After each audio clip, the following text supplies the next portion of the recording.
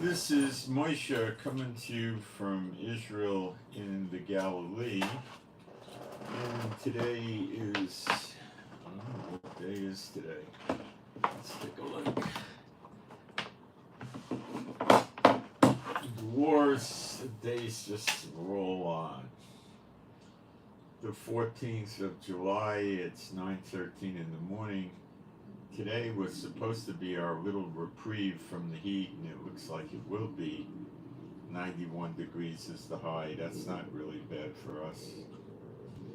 People will run around and do things and go out and about. So what I'm going to cover today is the Trump assassination attempt. Of course, it's very interesting. And some of you know when I was young, I have a law enforcement background, and I'm reasonably familiar with, how this stuff works when a big dignitary, a really big one like Trump, a presidential candidate, a former president, comes to town. If it's somebody, visiting from Mogadishu or, some small country, the Secret Service likely won't protect them. It'll be the State Department that has special agents, But I'll go through this with you and I'll explain to you how they work, the Secret Service works, how they work with the locals, and they often use military intelligence, but they wouldn't use military intelligence with an unseated president they would use it on a president or a vice president because the president's the commander-in-chief of the military, so they just do the scout work for the Secret Service. They don't do the whole thing the Secret Service does. I should point out, as far as I could recall, Kennedy was assassinated in 64. I think it was 60, could be 65, I think it was 64. I remember watching it on TV as a kid. I think that was the year, it was right around there anyway. And that whole thing is all screwed up, so we're not going to cover that. Reagan got shot, wounded, he didn't get killed. I imagine that was in the low 80s or someplace around there. And it was a close range shooter. And how he got close is another story. Nobody seems to think that was a conspiracy. It probably wasn't. And he was wounded mildly, like an arm or shoulder, something like that, and he recovered rather rapidly. And the Secret Service heads must have rolled on that one, because why did the guy get so close to him, It was a short range thing, like 20, 30 feet or less. It could have been 10 or 15 feet. And now we have this, and I'll go through the details, what I know so far. And I've studied it, and I'll explain to you what makes sense and the other side of that coin. And then we're going to cover, because so many people are saying Israel's going to be destroyed on social media. I'm going to show you, why that can't be using the Bible. Now, if you don't believe the Bible, you're going to think Israel can be destroyed. If you do believe the Bible and you want to stick to the Bible, it's absolutely an absurd position. And name one war Israel lost in the past since 1948. None. They even expanded their territories. The problem that Israel had was the Americans leaned on Israel to give back the Sinai Peninsula, which they did, and then they leaned on them to give back the Gaza Strip, which they did, and Netanyahu was in favor of that, the idiot. And that was the only way they could get Israel to give land back, was to put political pressure on them. That was it. And the Israeli leadership has always been with the enemy since 48, and they, of course, went along with it. So they were reversing Bible prophecy. When we had the Sinai Peninsula, we had oil wells, we had oil. Well, they couldn't have that. So they made sure that went back. And then Anwar Sadat made peace with Israel over that, and then he got assassinated. And I've told you in the past, I think the reason America keeps bases in countries like Jordan and Syria and Iraq, Saudi Arabia, Oman, UAE, Kuwait, Qatar, Bahrain, is to make sure Israel doesn't grab any more land.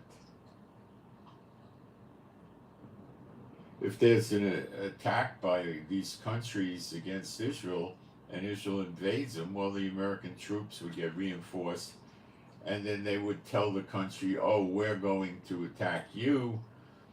If you keep attacking Israel, then comes the B-52s, the aircraft carriers, and then they tell Israel, it's imperative we have a ceasefire, you've got to back off and leave. You know, this is the approach they're doing with Hamas.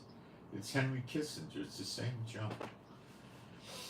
Okay, so we're going to cover this stuff today and show you why, and how ridiculous prophetically it is to think that Israel's going to get wiped off the map.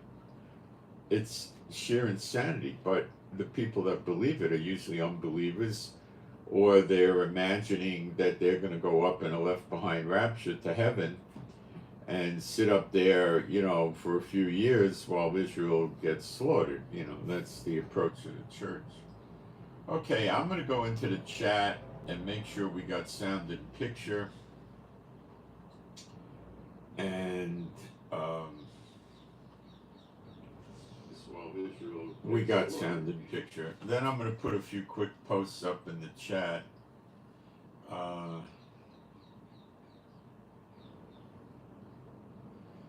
Okay, here we go. So I'll be a minute putting posts up, but that's okay. Of course, it gives people a chance to come in and, you know, come into the chat. They get the notices that they come in. Look, I'll be very brief. Stick around. You'll really enjoy my analysis on Trump and Bible prophecy.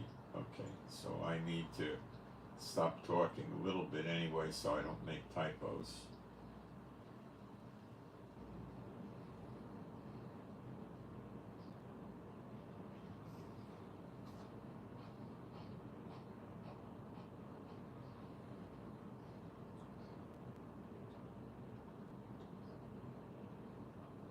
Now I'm just putting my email address up.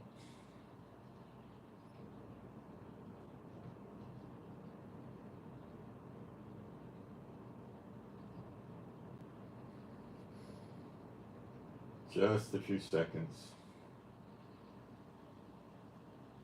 They got the name of the shooter with the Trump thing, by the way. It was not a Muslim name, it was an Anglo name, a young guy around 20 or something. Not an old guy. We'll break everything down. The weapon, the tactics, the whole bit, I'll show you. Okay. Now. And I'm going to give you both sides of the argument. I'm going to be very fair about it. And then you guys could reach your own conclusions about this. And remember, there's still more facts to come in, but there's enough facts now that I can make a very good case for you. Okay? So, being a Bible-believing site, I'm going to do some praise real quick to start, and I have no control over who joins in or who doesn't join in. There is no God like Jehovah. There is no God like Jehovah. There is no God like Jehovah. There is no God like Jehovah. There is no God like Jehovah. There is no God like Jehovah. There is no God like Jehovah. There is no Messiah like Yeshua. There is no Messiah like Yeshua. There is no Messiah like Yeshua. There is no Messiah like Yeshua. There is no Messiah like Yeshua. There is no Messiah like Yeshua. There is no Messiah like Yeshua. Okay, let's start with the assassination. So Trump's on a podium at a public rally. He does not have these glass barricades up that are bulletproof glass. Now, that's one thing that was missing, but I can explain that. I think logically, Trump probably wanted a better rapport with the crowd, and he didn't want that. Now, these barriers, first of all, the shooter used an AR-15 type rifle, which means it was more than likely shooting a .223 bullet. This is about a 55 to 60 grain bullet, which is very light. A 38 special, a regular load is 158 grains. This is like, a third of that, roughly, right? It's a light bullet. It goes at a very high speed, about 3,200 feet per second out of a rifle. It does do the job, okay? It's not always a one-shot kill, but it most frequently, if you get the torso, it's going to be a one-shot knockdown. Okay, the person will be sufficiently injured that they're not going to stay in the fight. Now, if you get them in the shoulder here, or the arm, no, or the leg, or they're probably not going to walk very good, if at all. But if you get them in the torso area or the head, it's going to stop the fight. If you get him in the head, it'll kill him most likely. I mean in the cranium. If you get him in the jaw or the chin, then it's not going to be the case. A neck shot usually is fatal, but it depends how and where it hits the neck. Okay, so this is not a round a skilled sniper ever uses. Ever. Okay? It is just a stupid round for sniping. Okay?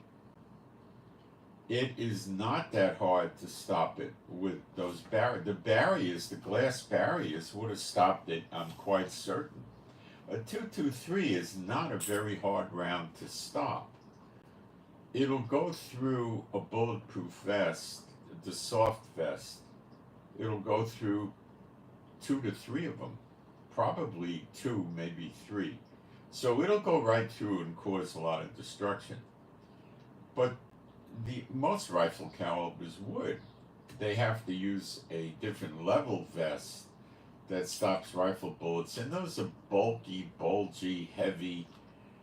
They might not want to give that to Trump. The other trick they used to use was they make, the suit jacket or the sport coat a bulletproof vest, but it leaves an exposure here and down by the navel. It's not that great. I do not know if Trump had a bulletproof vest on or not. Okay? There's many other calibers like 338 Whisper and this and that. The military snipers and the cartel snipers will not the Muslim terrorists, but they'll generally use a 50 caliber round. The glass barricades would probably not stop a 50 caliber round. It's a 750 grain projectile. A 38 special or 357 Magnum is 125 to 158 grains normally. Okay? A 9mm, the usual is about 115 grains. So this is a very heavy bullet.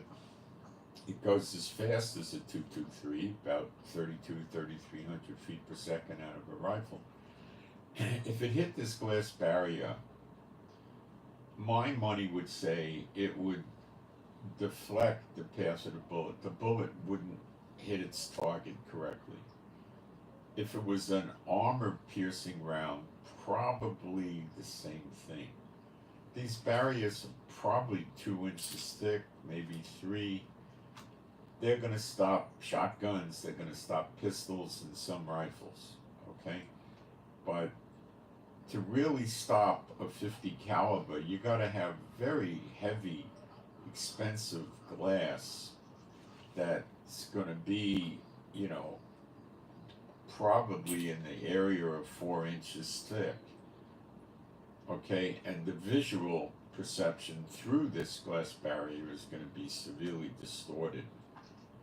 You know, like looking at a TV through a Coke bottle or something like that, you know. So they wouldn't use that. But the chances of it accomplishing a deflection are pretty good.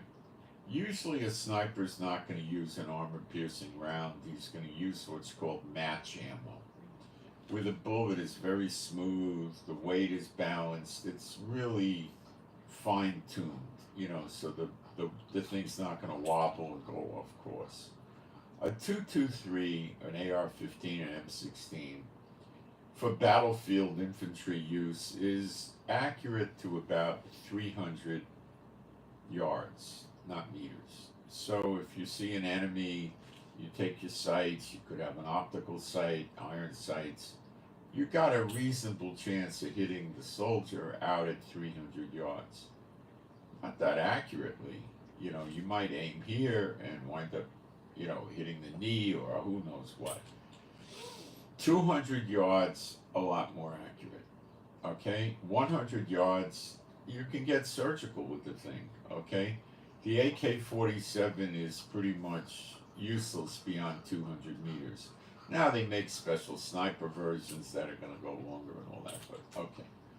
This didn't appear to be a sniper rifle. It wasn't using a sniper caliber. I never hear of snipers using a 223. Okay? It's the wrong bullet. So this is starting to tell me that this was not a professional trained sniper that was in special forces someplace or anything like that. Plus his age, he was young. I think 20. He had an Anglo name. I think his last name was Crook or something. Thomas something, middle name Crook. Now that doesn't mean he wasn't a Muslim, but it starts leaning towards a lone wolf nutbag, okay? But let me finish before you jump to the conclusions, okay? Now, he went up on a rooftop that was between 200 and 300 meters away from where Trump was speaking. So this rifle would be reasonably effective at that distance, especially if it was closer to 200 meters. Okay? He was seen, I put an eyewitness testimony of this on my Telegram channel that I got, I believe, from one of the social media, maybe it was YouTube, I believe, YouTube. He was there and he said, we saw, meaning many people saw this shooter crawling across the roof. So to avoid detection, he wasn't walking, he was crawling, okay? And they saw the rifle. And then he started shooting. He hit Trump in the ear. It's possible the bullet went and hit somebody else. One stander around person got hit and wounded, another one got hit and killed. They're saying he fired 5 shots. Now that's important. A real professional sniper knows a few things. Number one, when you fire 1 shot, it's really difficult for the people to know where the shot came from. They're standing around, the Secret Service is looking at the crowd, and you know, people are distracted, and then a shot rings out, and you might see somebody drop, but you're not going to have the greatest idea where the heck the shot came from, not on the first shot. The second shot, yeah, and this guy apparently did 5 shots. Now, the Trump shot was very accurate. If you hit the ear and that bullet was a 1/2 inch over, it would have hit likely maybe Trump's eye or his cranium, and a bullet like that at that velocity hitting the skull bone or going into the eye would most likely have terminated Trump. Okay? These bullets would go right through bone. When people get shot in the leg, it goes into the leg bone, and it would. And once it hit the cranium or the skull would have broke up. Pieces would go into the brain. Brain matter would ooze out. He'd be gone. Okay. He'd be unconscious and probably dead within seconds. Okay. There'd be no reviving. He wouldn't die from bleeding out or any or shock. He'd die from the brain shutting down. So the guy was working with a reasonable degree of skill, but why the heck did he use that rifle? That's the wrong rifle. Okay? He would have done better with a 308 or a 30-06 or a 7mm Remington. A deer rifle would have been better.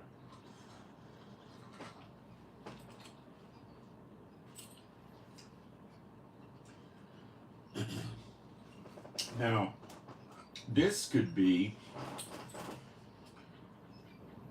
an attempt to make it look like he was not a professional.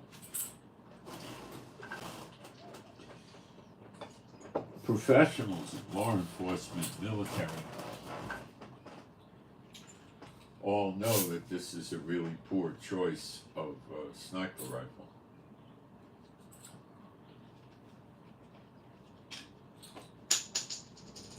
So it would lead people to think it was a lone wolf, which could be what somebody wanted them to think. Now, this is when we start smelling something rotten. Multiple witnesses saw this guy on a rooftop, and it wasn't a high-rise building. You know, it wasn't 42 stories up or anything like that. Never could have seen it, but apparently the way the elevation was. And the building was between 200 and 300 meters. Now, the Secret Service would normally, I mean, if they were bodyguarding a low-level person, you know, they may not go through this. But Trump is about as high up as you're going to get, okay? A former president plus a Republican candidate for the presidency, so he's got a high priority. He's just maybe one little notch below the president. Okay? They watch out for this guy, or they're supposed to. So how did this guy get up on the roof? That close? I would expect the Secret Service would put a guy on the roof, or they would have a sniper nearby maintain complete surveillance of the roof, maybe even put a camera up on the roof or something like that. Okay? They also have helicopters flying around with binoculars and other optical devices watching rooftops.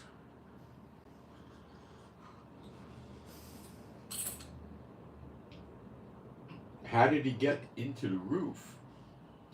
Secret Service, I don't know if they still do this, they used to use special seals. Like, they'd put a seal on maybe a manhole cover. And then they walk around the area constantly, and if that seal is not on the manhole cover, they know something's wrong.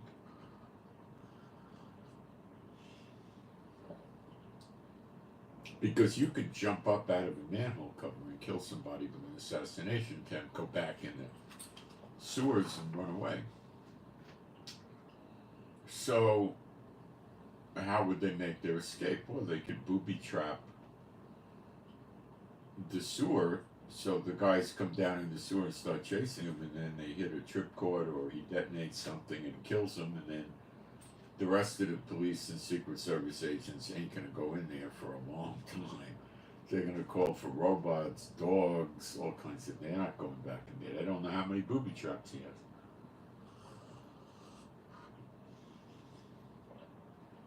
So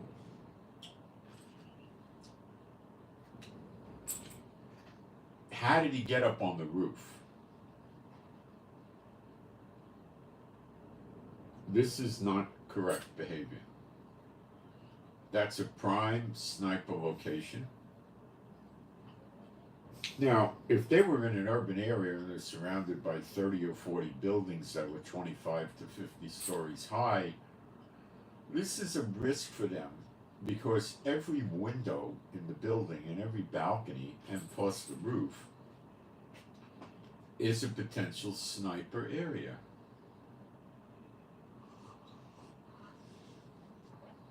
So they normally wouldn't put a guy like Trump in an area where he could be sniped at from, 700 different windows.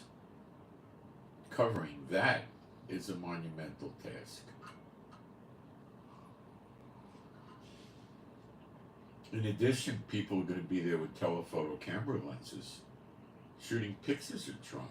Not that many, but it'll happen. And at a distance, that looks like some sort of optical scope,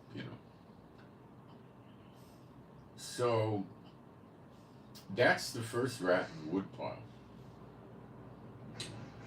Now, telling the police, look, there's a guy up there with a gun. The guy said they were doing this for minutes. Okay, now I can explain why the police did not respond to that. The police are briefed by the Secret Service, and they're told in great detail that they will be deploying snipers in the area. They don't want the police shooting the snipers. So when the bystanders in the crowd told the police they saw, the police probably didn't know what to do because they knew there would be snipers in the area, and they probably assumed it was a Secret Service sniper. This I definitely can understand.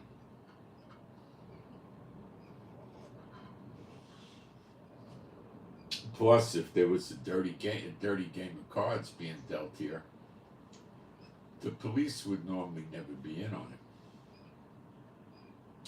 There for crowd control and things like this. Sure, they look at the crowd to see if somebody's going to take a knife or a gun out, but they're just there to stop crazy lunatics.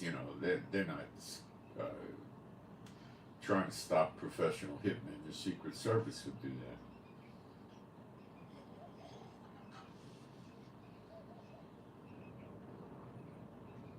Okay.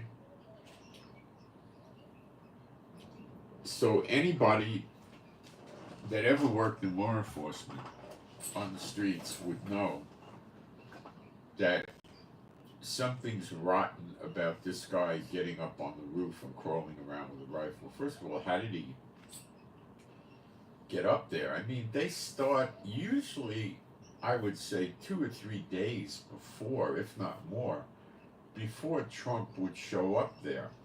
They start working the area.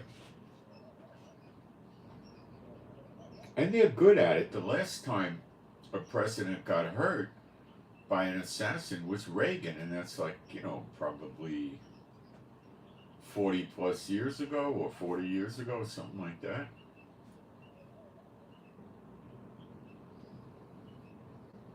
They haven't had one get hurt in 40 years. So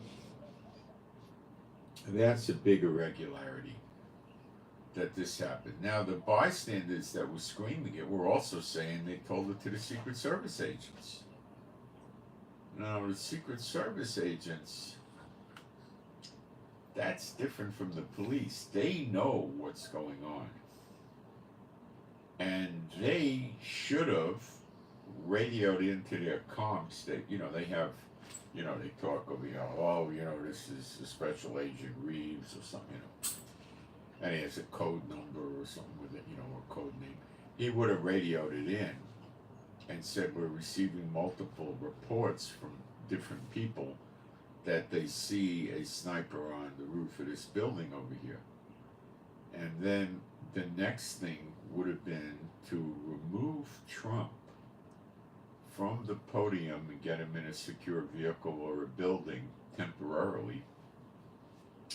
They would tell the people, just stand by, folks, we'll be back, we gotta, just for a few minutes, you know. And they would wait until the helicopter did a flyover and agents went into the building, went up on the roof, sweeped it, checked the building, and then agents would have remained on the roof, probably 3 or 4, and made sure nobody gets back up there and all this kind of stuff, you know.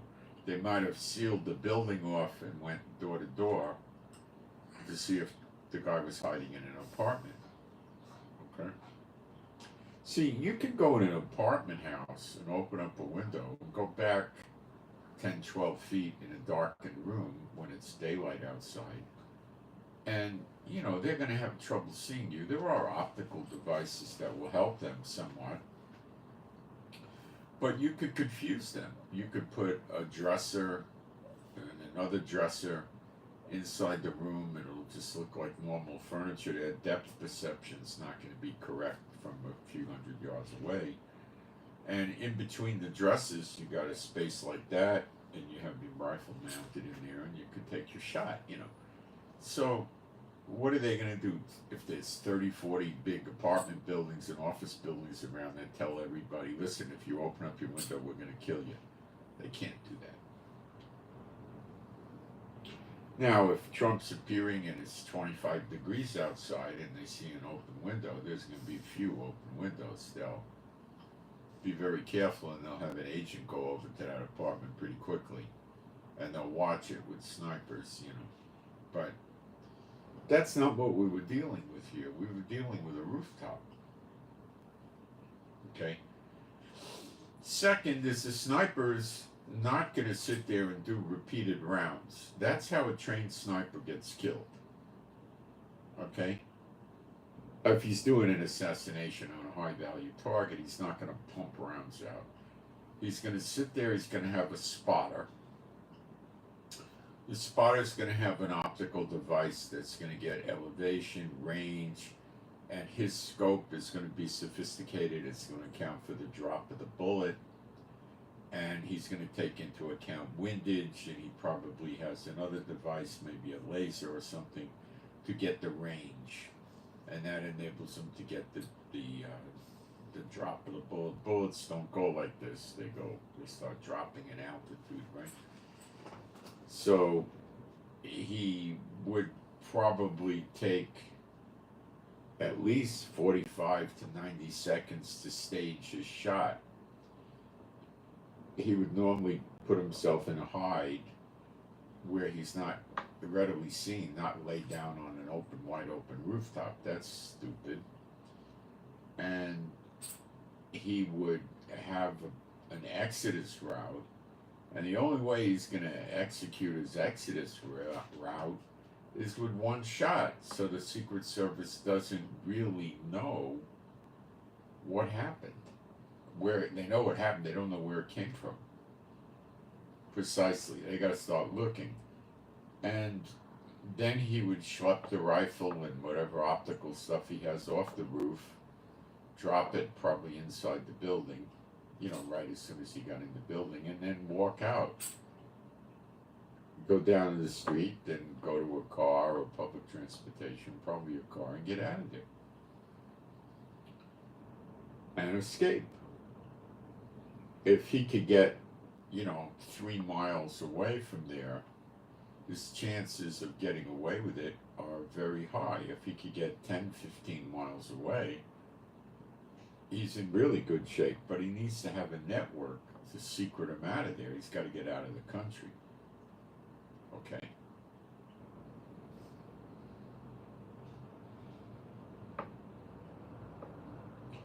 So right now, the big monkey wrench in this is why was nothing done about multiple reports from many people close to the building that there's a guy with a rifle walking around over there. Why didn't they take precautions and move Trump off the stage briefly till they could investigate, which would have been no more than 3, 4, 5 minutes?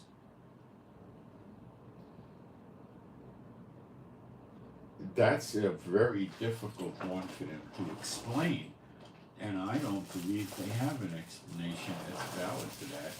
They could claim incompetence to the Secret Service agents, and that's the way it looks now. If you're going to take this as a straight up situation, they were grossly incompetent. I doubt that. These are not incompetent people.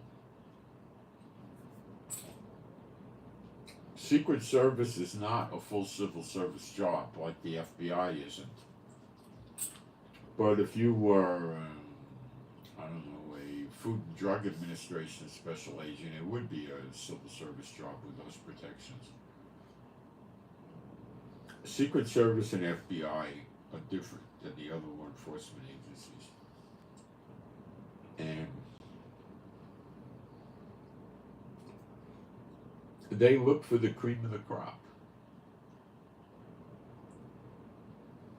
They recruit heavily from military and law enforcement agencies.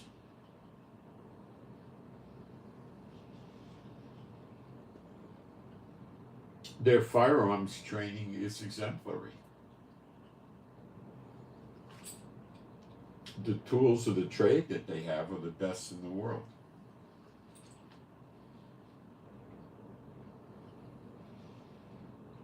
So you join the Secret Service, you pass the background investigation, they give you a lie detector test. The lie detectors don't work, but people think it does, and it's just an interrogation tool. And if they like the person, and most likely it's going to be Satan bots, they offer them a job, and then they go to the joint training facility. It used to be in Glencoe, Virginia, it probably still is. It's a big compound. They train all the special agents and federal police there. It's a huge thing, big campus. And the guy or the gal goes through the standard special agent training school, which is about 3 months. You know, they study federal laws, they study how to get a search warrant, you know, how to testify in court. They learn what the other government agencies do, how local police work. They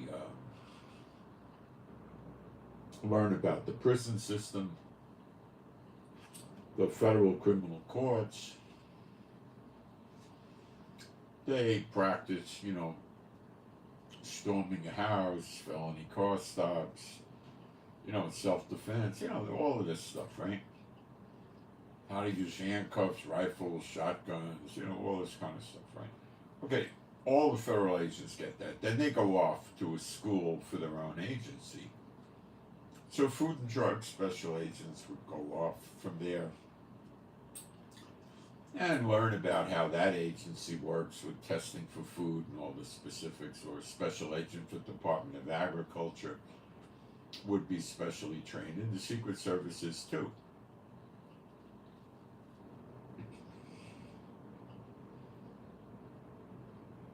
Secret Service agents are very highly trained if they're on a presidential detail.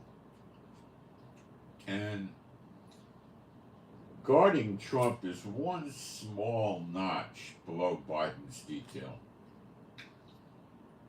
Probably say the same for Kamala Harris. But he's up there. Double vulnerability of former president who has Secret Service protection for life and the Republican candidate for presidency. So that guy gets a lot of protection. So they usually go to a special school for about 6 weeks. And they learn about, you know, how the Secret Service works. And then most of them will be put in the field as a probationary agent before they put a lot of time and money in training them. And they're going to do scut work. Like what? Oh, they're going to go to a city where the president or a person like Trump's going to appear publicly, and they'll go before he comes and interview people that they know are a threat to the president to scare them, to see if they're showing any signs of insanity. They'll possibly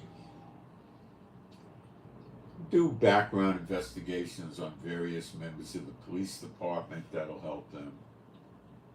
You know, talk to the other cops. Does he ever talk bad about the president? Does he talk about, this, that, or the other thing? The superficial stuff, but it will unearth crazy people, and people that are a threat.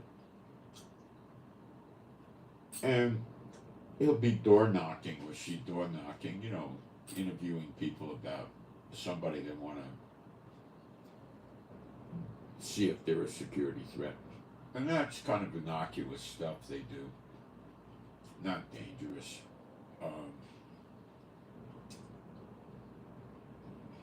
And they might utilize them a little bit in bodyguarding situations, but it wouldn't be anything vital. For instance, some high value protectee is staying in a big hotel in San Francisco, the Hilton or something like that. So they might have him guard the limousine in the garage, or stop people from entering the garage. Or maybe they'll use them to search people going into a banquet room to hear the high value protectee speak. Maybe like, a $500 a plate dinner. Well, but usually the Secret Service has a uniformed division that are pretty good for what they are. And they would normally do that, but Secret Service agents would supervise them. The uniform division is not highly trained. They're very selective who they pick, but they're basically uniformed guards protecting physical places. They're not that valuable,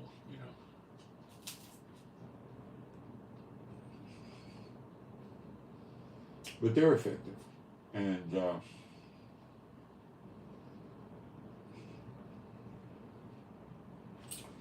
Secret Service has lots of different positions other than guarding,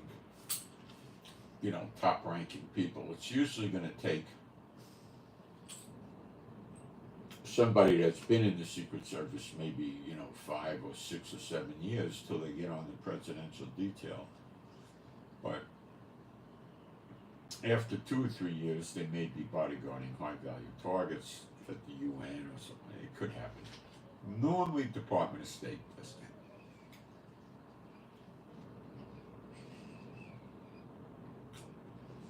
that. And they're pretty good. They're, I'm sure the Secret Service trains them too. And they're not the same as the Secret Service. They don't have that degree of training. They don't have the resources for that like the Secret Service.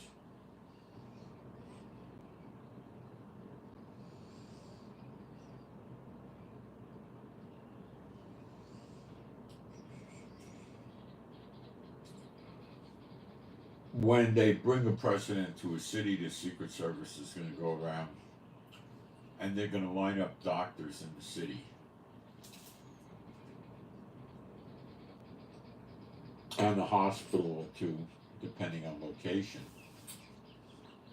If they were bringing Trump to New York City, they would line a hospital up in each borough that they would take him to.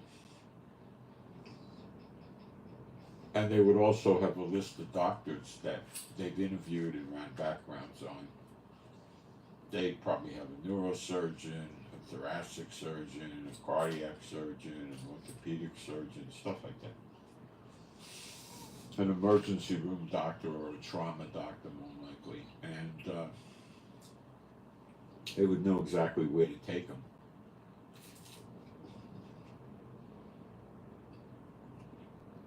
They wouldn't start picking up the phone and trying to find the doctor. They'd know exactly where to go.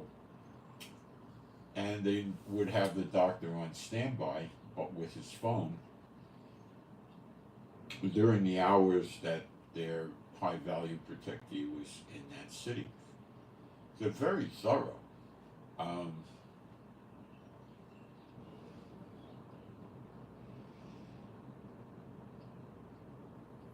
So after the agent goes off probation, which is usually a year, now he has a real job. So now they'll start training him. They might train him for any one of a number of things. They do a lot of investigation on credit card counterfeiting and fraud and counterfeit money. There's a ton of them that are doing background investigations as a lifestyle. They're called door knockers. It's not considered good work.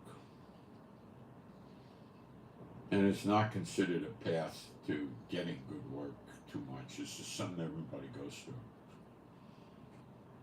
It gives them practice being seen in the public with their gun and their badge and their credentials. And the newness of being a Secret Service agent wears off. And, you know, they would probably very rarely get into trouble doing that kind of work. If they got to go into ghetto public housing projects, that's a little tricky.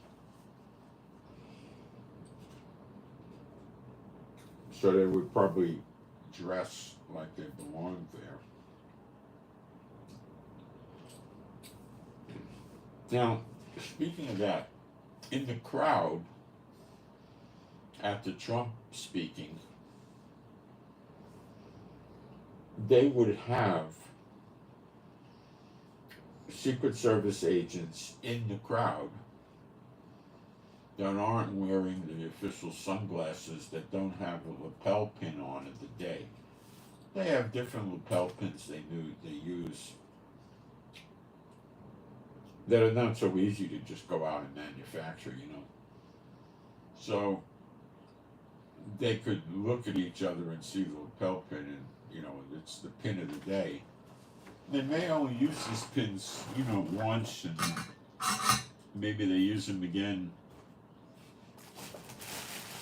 you know, 3 months later or something. They probably have a big amount of them to draw from, so they can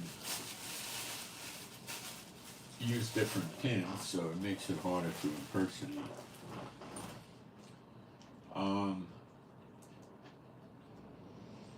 You're not going to be a Secret Service agent unless you could shoot extremely well. So these are the ninjas, okay? That means they're going to be able to shoot various submachine guns, various shotguns, although that's not, shotguns are not that important to the Secret Service, and handguns.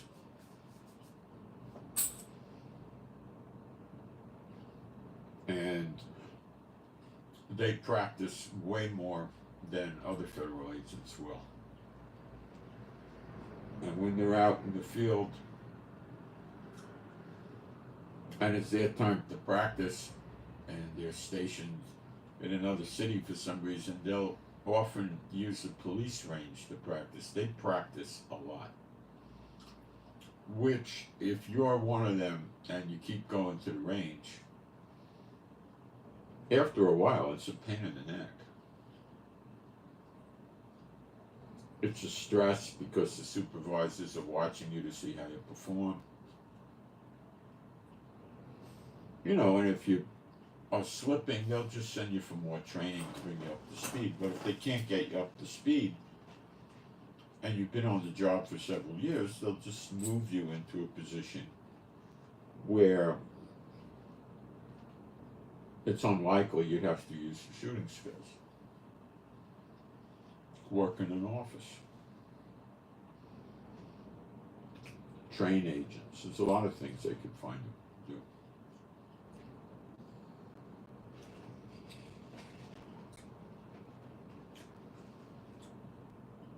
So why didn't the agents in the crowd respond to these people in the crowd saying, look at the roof, there he is, you know?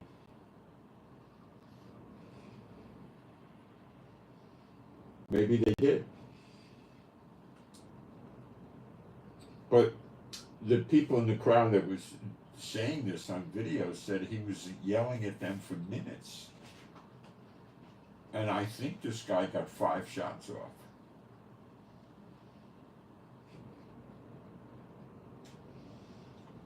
Then a Secret Service sniper shot him. To shoot him and kill him. To shoot him, the Secret Service would have to be at the same elevation of this guy or higher. Couldn't be lower because you wouldn't be able to hit him unless he was hanging off the roof, which apparently from the pictures he was kind of more centered on the roof. So why didn't said Secret Service agent that shot him see him before the fireworks started? Very, very good question. Suspicious question.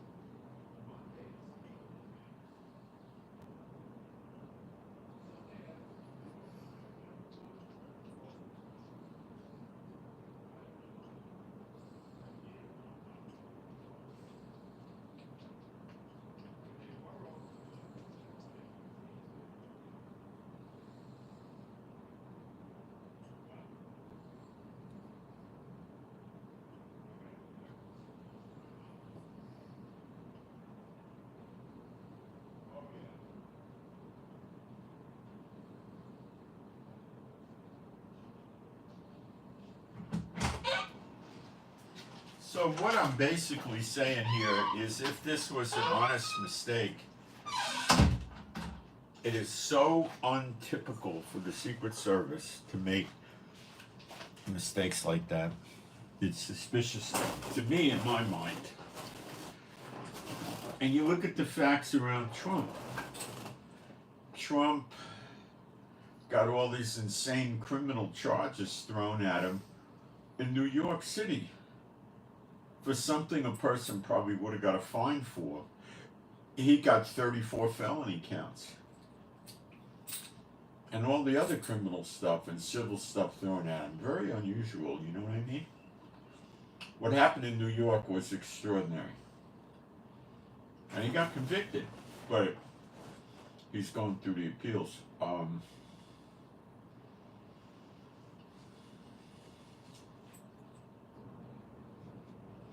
The Supreme Court decision that gave Trump immunity could be construed to give Biden immunity if he was engineering an assassination on somebody because he thought it was in the best interest of the country or something.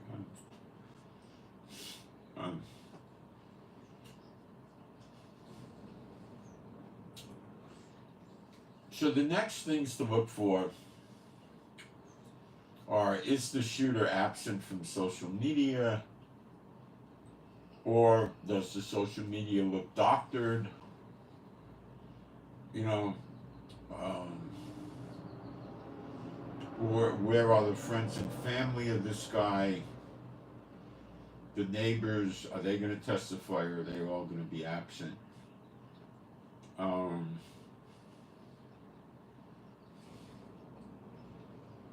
But it's got bad features right now.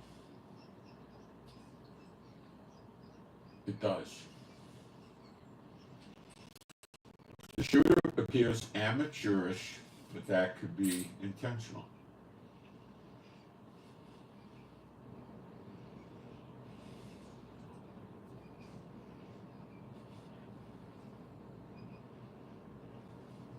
We don't know.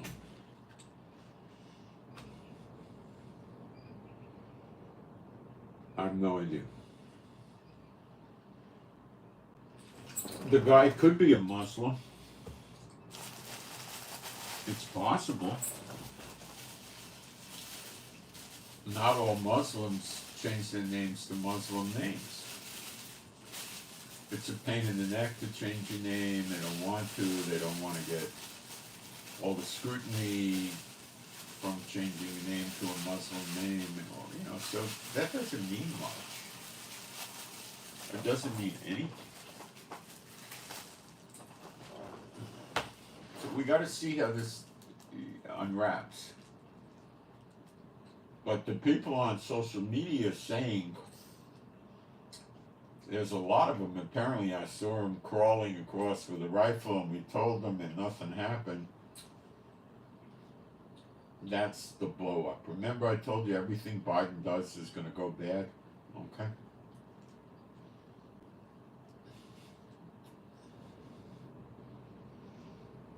Is there ever going to emerge proof positive that this was some conspiracy assassination? I doubt it. Unless they blame it on some other entity.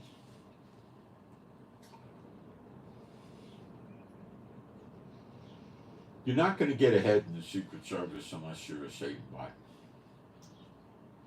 They're not going to let a non-Satan bot bodyguard a high-value target because they'll be afraid somebody would witchcraft you and you mess up on your job. So they're going to just use Satan bots. They probably have non-Satan bots, but they get the mundane work.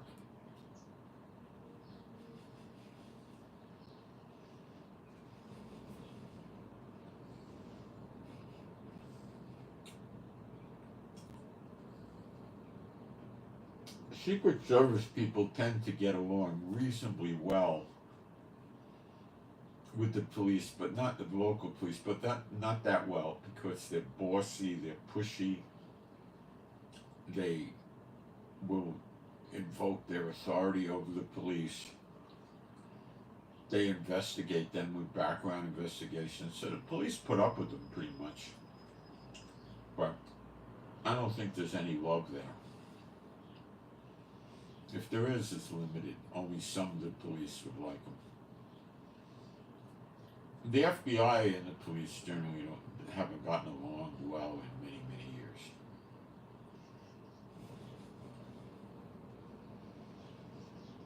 Once the FBI started investigating civil rights violations in the 60s and 70s, I'm prosecuting cops in the South and stuff, and so their relationship with law enforcement fell apart.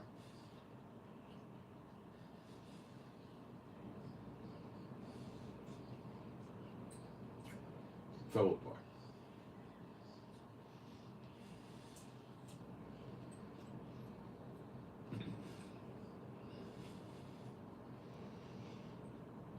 Some police departments get along better with the feds than others. Usually in the big cities, the official policy is cooperate with the FBI. So the FBI comes around and they want to find out about somebody that a detective arrested 2 years ago or something like that. A lot of times the cop will just pull the file and say, here's the file, sit down and read it, I gotta go to work. And the FBI guy's usually happy with that.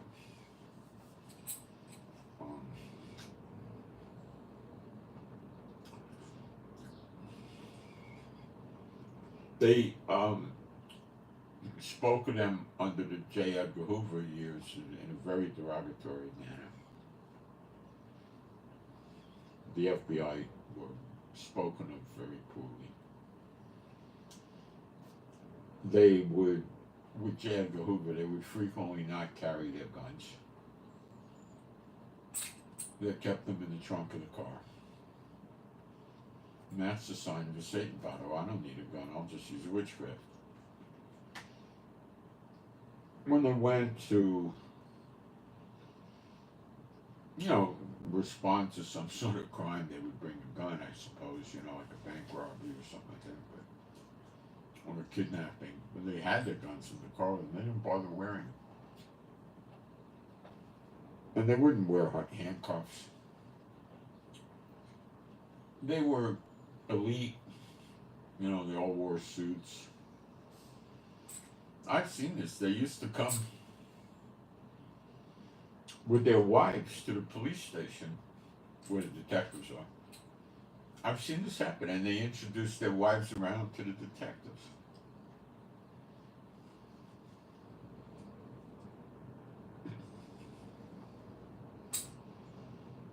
Now, could they shoot? Yeah. Did they know how to run a good investigation? Very good.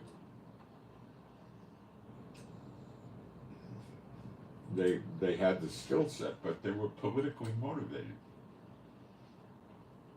I don't think it's the same now.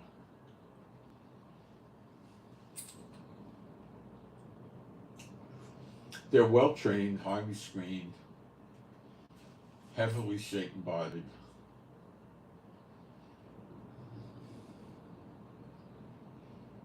And if you're not a Satan bot, these are very high pressure jobs. You're afraid to talk about anything with your coworkers because there's informants within your ranks.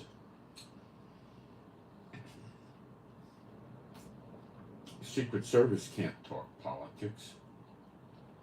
What could they talk about? Did you see what the Yankees did yesterday? They could talk about boxing, fishing, hunting, car races, NASCAR, hockey, basketball, football, food, clothing, cars, watches, vacation spots, amusement parks, Little League, Pop Warner League, new movies, what their kids did in school.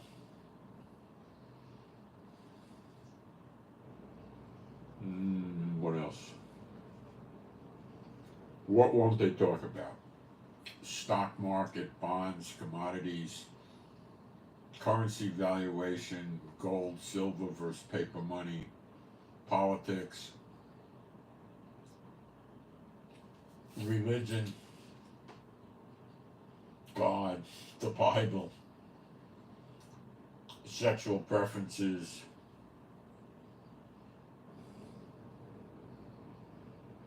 alcohol, drugs, or except if they're dealing with a, suspect.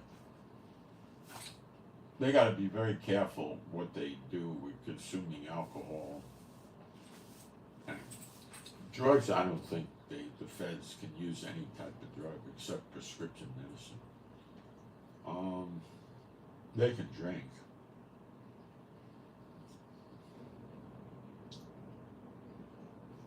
What else?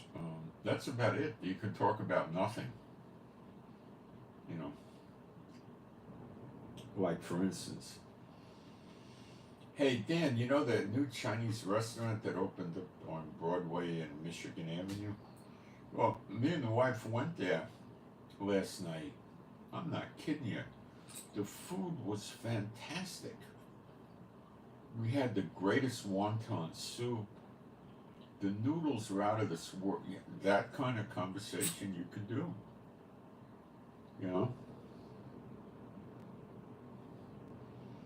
What about, we found this guy that sells really good gourmet coffee.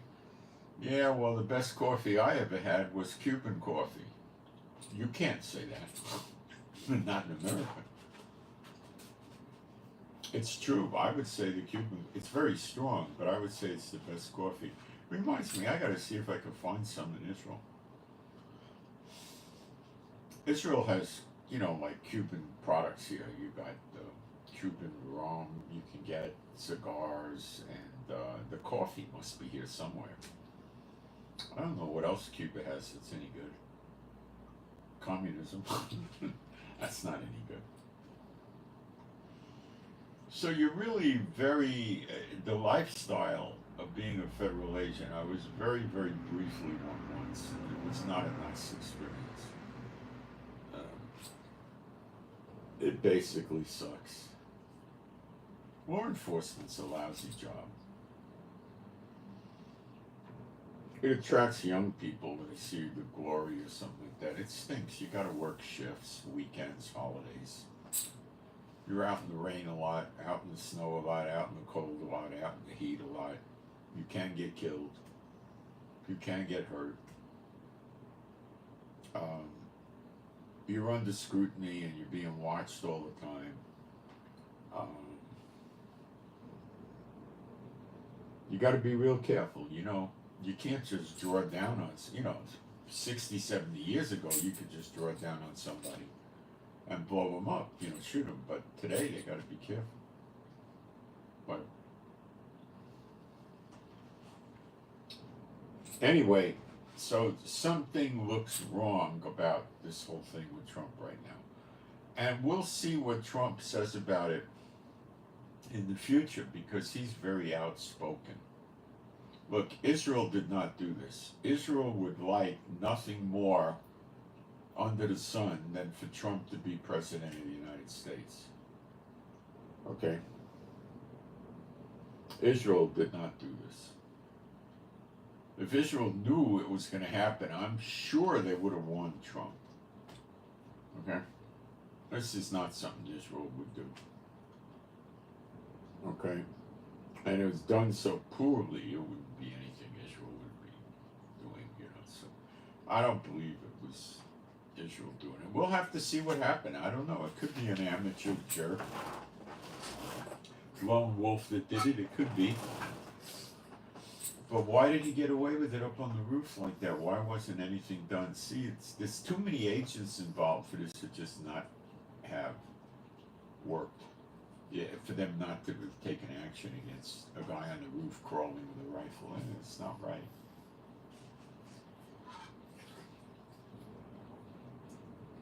The Secret Service agent would be most unlikely to, number one, be by himself, number two, crawling on a roof with a rifle. That wouldn't sound like a Secret Service agent. He'd be walking.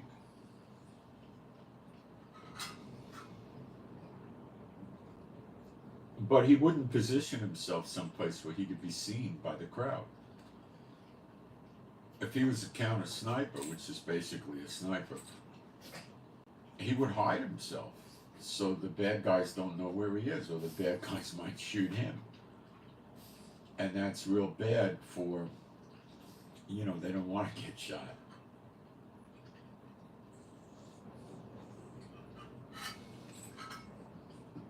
So the story's not good, okay? Something's not right.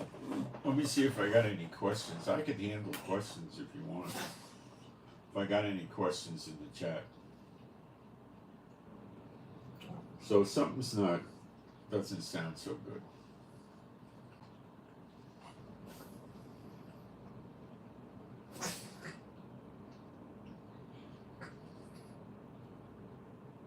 Yeah, Thomas Matthews Crooks, that's the name.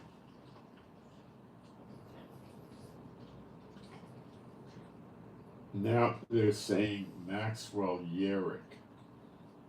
Well, maybe they were trying to run him down by facial recognition and they got a false hit. It could be.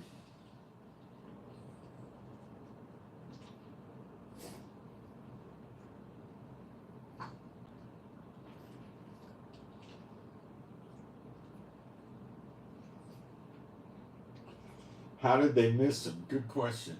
The choice of the bullet in the rifle was wrong. But that could have been done to make it look like an amateur when it wasn't. Nobody plays sniper with a 223 rifle. It's just not done. But it's very easy to explain why anybody would have an AR-15 type rifle in America. It's not so easy to understand why somebody would have a more sophisticated, but any deer rifle would do it. A Remington 700. Police SWAT teams used that for sniping. I don't know what they cost today. They used to be $300, $350 years ago. Maybe a 500 now, 600. Just out of the box, it's good. You put a little, 3 to 7 power scope on it, $100 scope, and zero in the scope, and you're in business. That's it. Any good deer rifle would be just fine. And the guy missed, but just by a hair. See, to do it right, you wouldn't have that gun and that bullet, and then you would have to check the windage. The windage could move a bullet a half inch at 300 meters. The guy was obviously going for a headshot, so he was trying to kill him for real.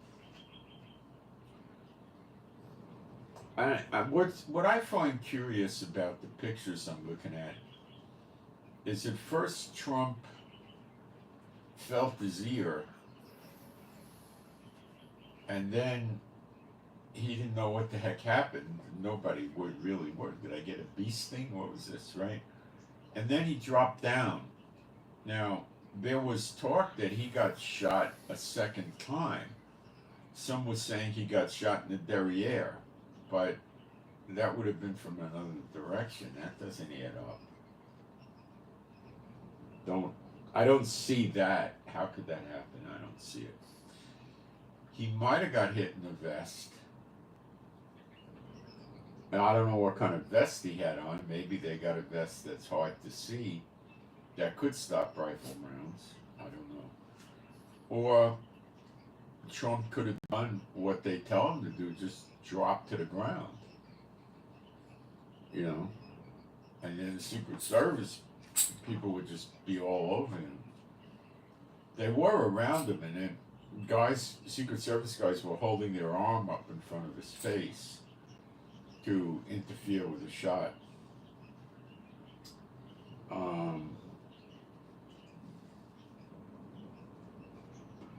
As much as it looks amateurish, the guy almost killed Trump. A half inch over to the side, Trump would be in the ground, wouldn't make it. So we got to take into account that, as we want to pin the guy as being an amateur idiot, but he came so close. He came within a half inch of killing a former president and the Republican candidate for presidency. That's not so immature-ish, is it? How did he get the rifle in the area? You know, when Trump's speaking, you're not going to walk through the streets with a rifle. How did he do that? Put it in a violin case like Al Capone?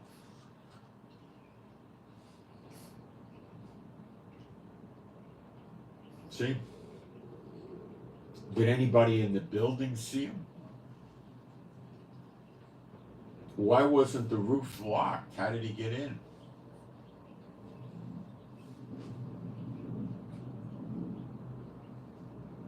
What was his exit plan? Did he have one? Or was he just going to sit there and keep shooting till they killed him? As a crazy would. Maybe that's what's his whole plan.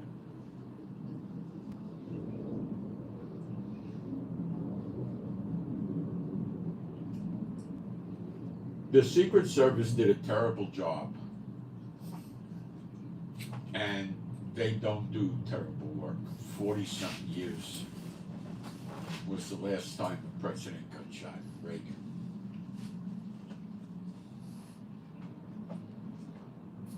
What's up with that, right?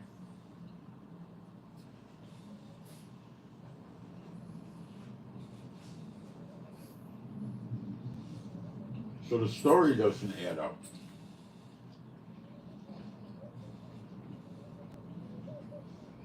A not so high building, 200 or 300 meters away from where Trump was speaking, they would have put guys up on the roof, probably two, so one couldn't be taken over.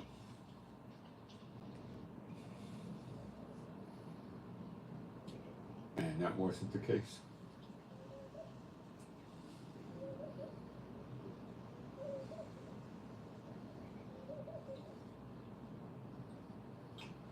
Is it possible when Trump was coming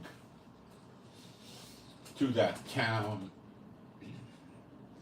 they went around interviewing the people that were in their files as a risk to kill a president, and they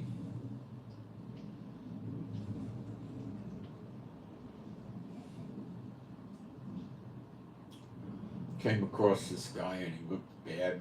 Then they started eavesdropping on his internet or his phone, and they found out he was going to do the hit. And then they found out where and when, so instead of doing it, they just let it happen. Highly unlikely, because if he was a lone wolf, who would he be telling about it? Not likely. It's possible, but unlikely.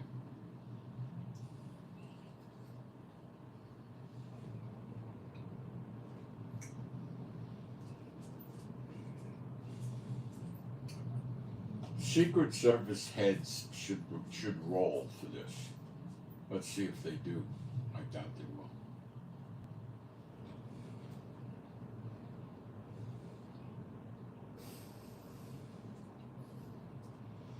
An identity for this guy in social media could have been created for a cover story.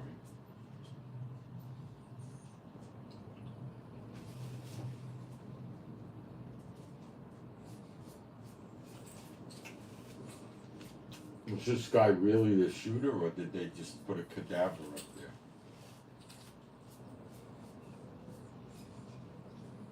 So how come the Secret Service agent that shot him and killed him didn't spot him when he was up on the rooftop for minutes before the shooting? 3 to 5 minutes, according to the eyewitnesses in the crowd. So why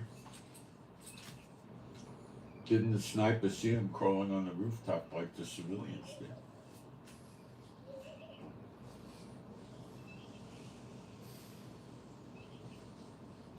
Not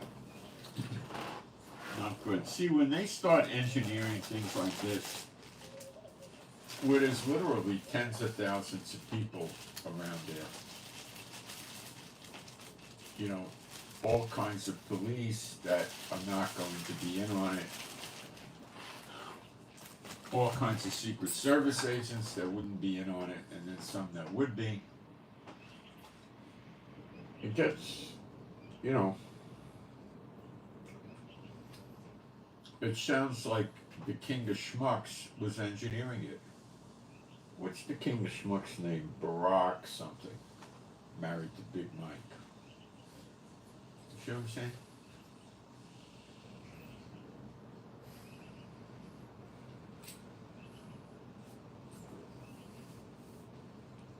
If anything, this just propelled Trump very high up in the polls.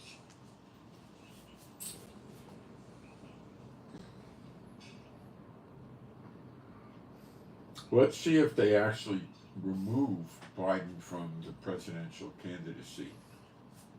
If they do, it'll be this week, I think.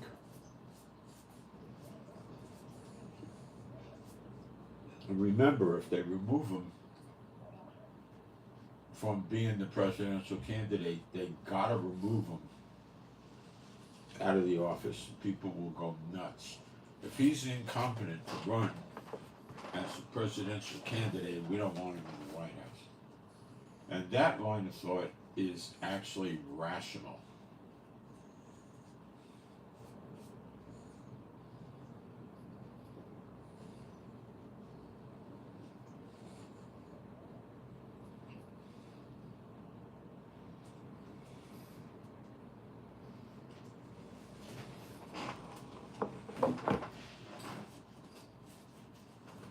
Trump is going to open a big mouth about this when he gets his ideas about what's going on, and he will.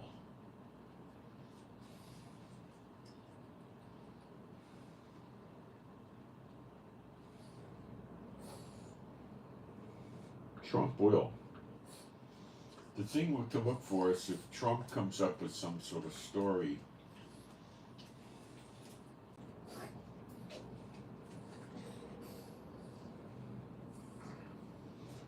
and that some sort of story leads to why Trump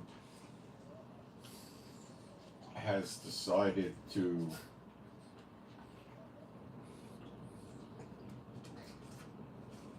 supplement the Secret Service bodyguards with his own private security force for enhanced protection. In other words, his own security people.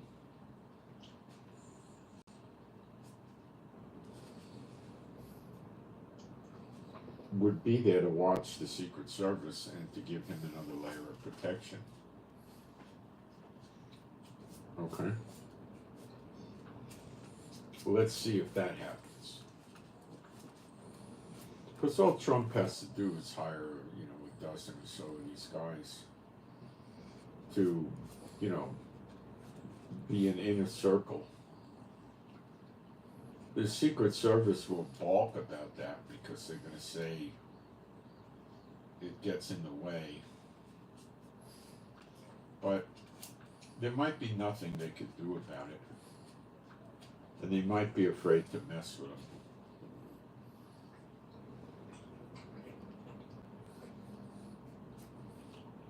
So, all he has to do is have a few guys near him, very close to him, and then the Secret Service loses their game if they're in a conspiracy.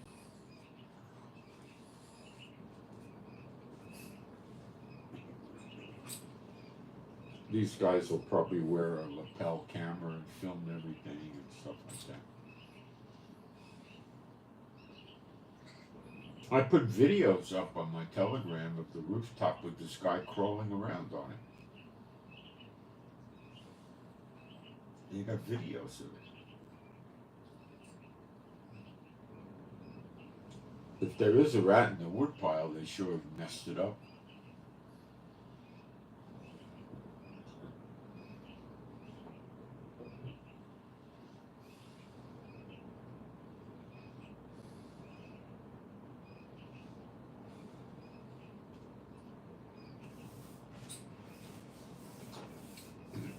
Trump was relatively a stationary target. He was moving around a little, but he wasn't walking at the podium.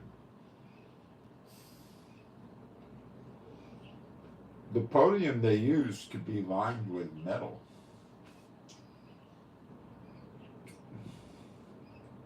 So that means you can't get a lower body shot at him.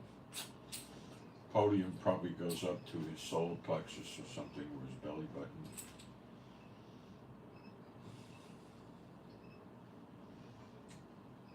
So it takes his lower body away from being a target, and also he could just drop down behind the podium, and he's safe.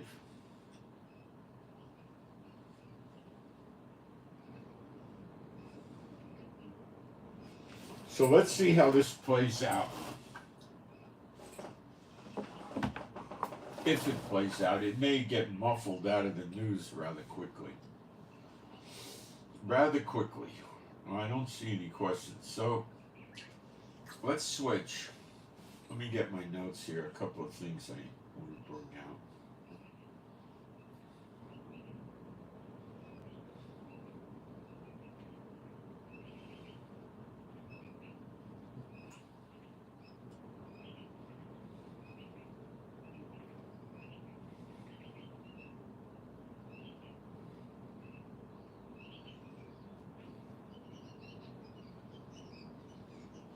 We have a prayer request for a dog. The dog's name is Tranquila. Well, tranquilo is a Spanish word that means calm down, calm. Tranquila would be a feminine because it's a female dog's name. Okay, Tranquila. This dog had a litter of 12 puppies, sheepdogs. That's rough on the mother. That's a lot of feeding, 12. And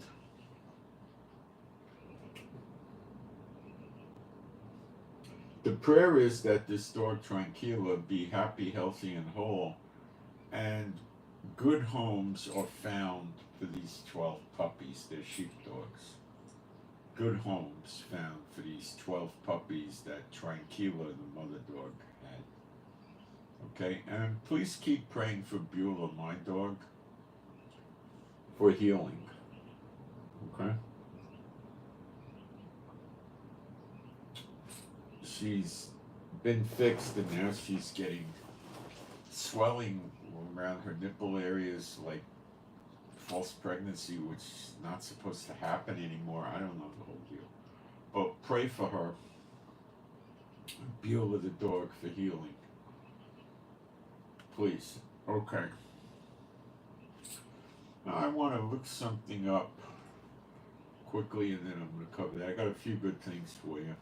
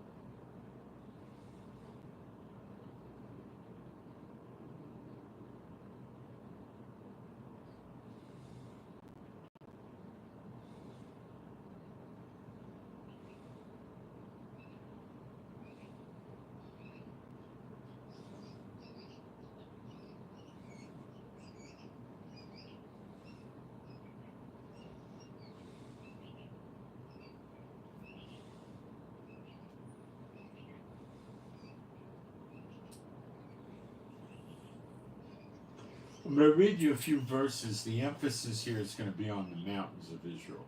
Okay?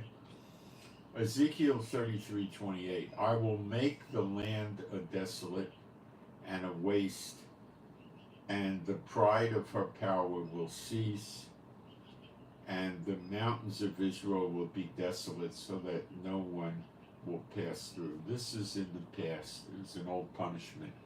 The key here is mountains of Israel. Ezekiel 34:14. I will feed them in a good pasture, and their grazing ground will be on the mountain heights of Israel, mountains of Israel. There they will lie down on good grazing ground and feed in rich pasture on the mountains of Israel.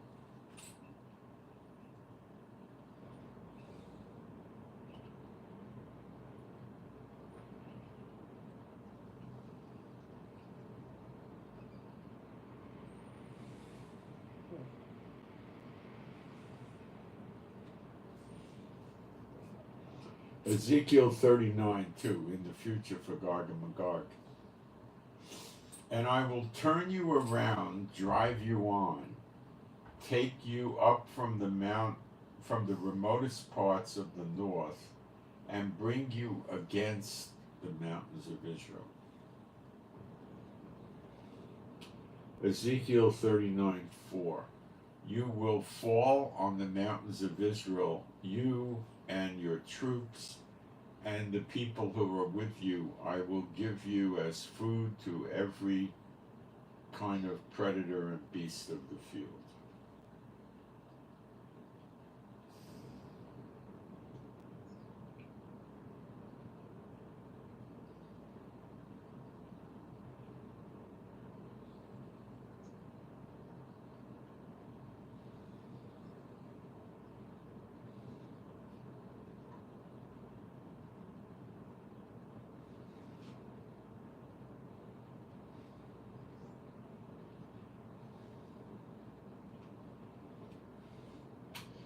Ezekiel 36:1.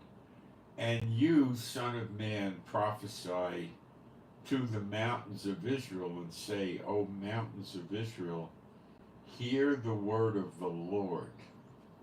Thus says the Lord God, because the enemy has spoken against you, Aha, and the everlasting heights have become our possession.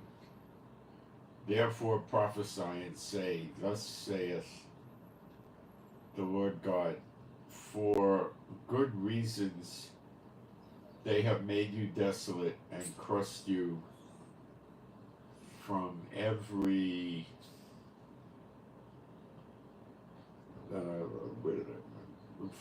side, that you would become a possession of the rest of the nations, and you have been taken up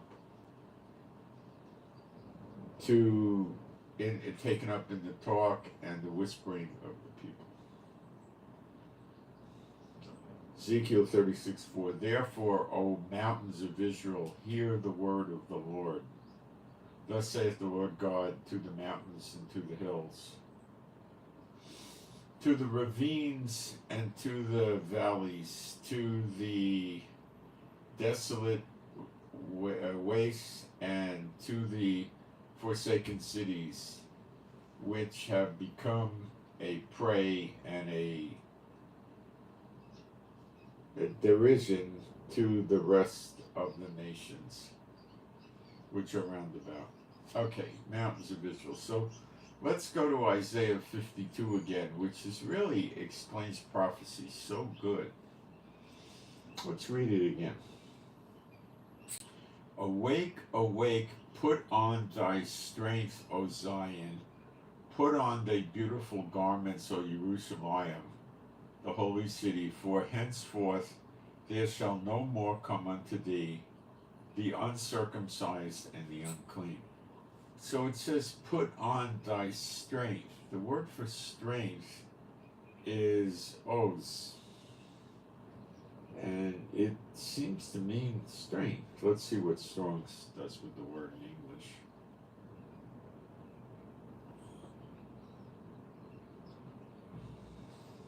might, or strength, strong. Yeah, go with strength. Where's this coming from? It's coming from seeing the sign of the Son of Man in the clouds and getting everlasting life, frolicking about like a calf jumping out of the stall in Malachi 4. Okay, verse 2. Shake thyself from the dust, arise and sit down, O Jerusalem, loose thyself.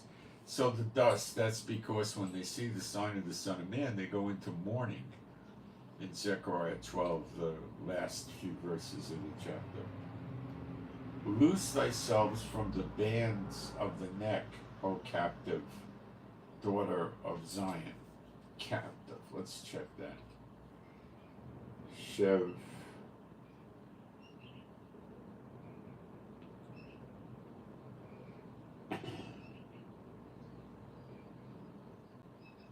I would think this is referencing the government of Israel, because they're the ones that have us captive. For thus saith Jehovah, you have sold yourselves for naught, and you shall be redeemed without money. Year of redemption. For thus saith Adonai Jehovah, my people went down aforetime into Egypt to sojourn.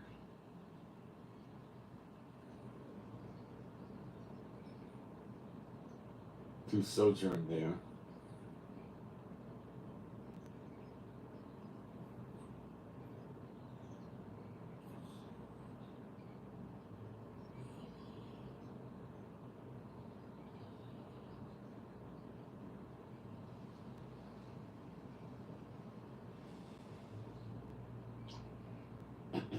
And the Assyrian oppressed them without cause. Now therefore, what have I here, saith Jehovah, that my people is taken away for naught? They that rule over them, that's the government, make them to howl, saith Jehovah, and my name continually every day is blasphemed. That's Israel right now. Therefore my people shall know my name, because the rabbis teach them you can't pronounce the name Jehovah. So instead they have them say Hashem, which is meaningless. It means literally the name. Ha is the Shem, his name. So they say Hashem, but I don't know who the rabbis are referencing.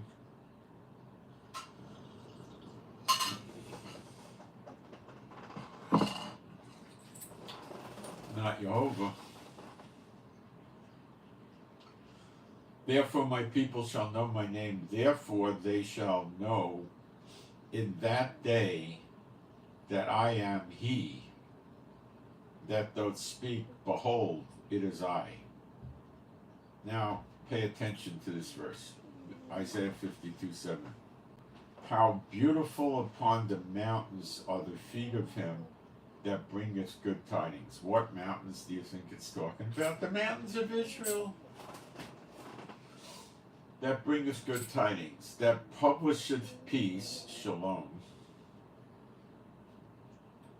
It should be, shalom. That bringeth good tidings,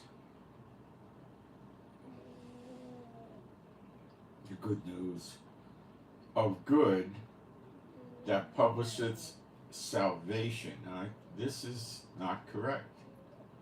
It says Yeshua, the name of the Messiah. So it's saying of good, and the word for good is tov, which means good. So it's saying tov publisheth Shema, that means good, hear and obey Yeshua, that saith or speaks or says to Sion, Zion,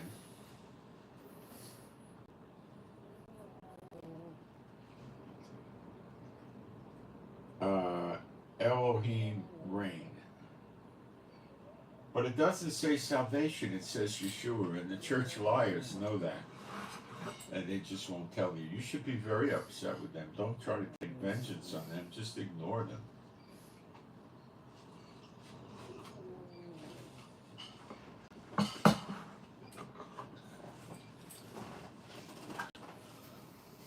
Thy watchmen shall lift up. So this is referencing them coming to Israel with the good news.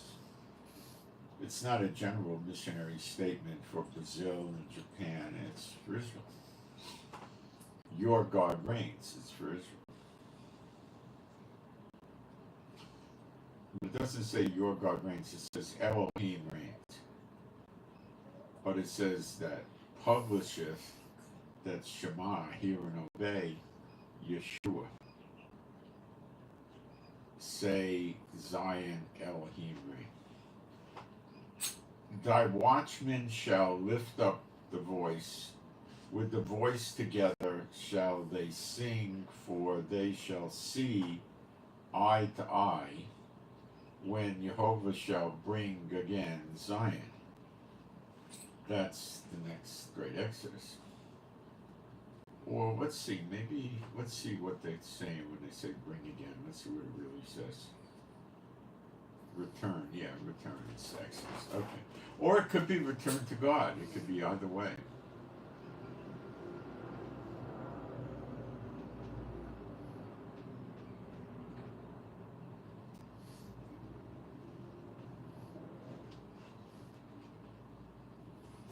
Probably return to God, although it's actually both when you study the prophecy. Break forth into joy, sing together, you waste places of Jerusalem, for then the word for waste places is 27:23, and Strong's puts it into English how? Desolate or decayed.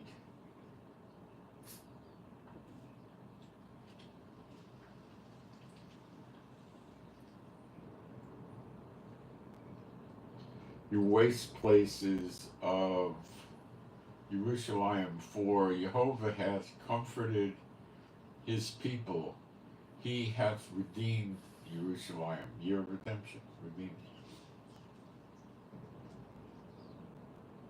Gaal is redeemed. Redeemed.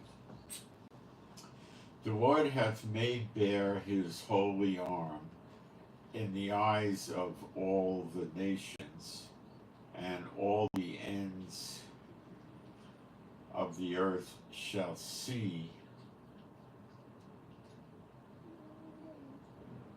the salvation of our God. And guess what the word salvation means here? It says Yeshua. So it's saying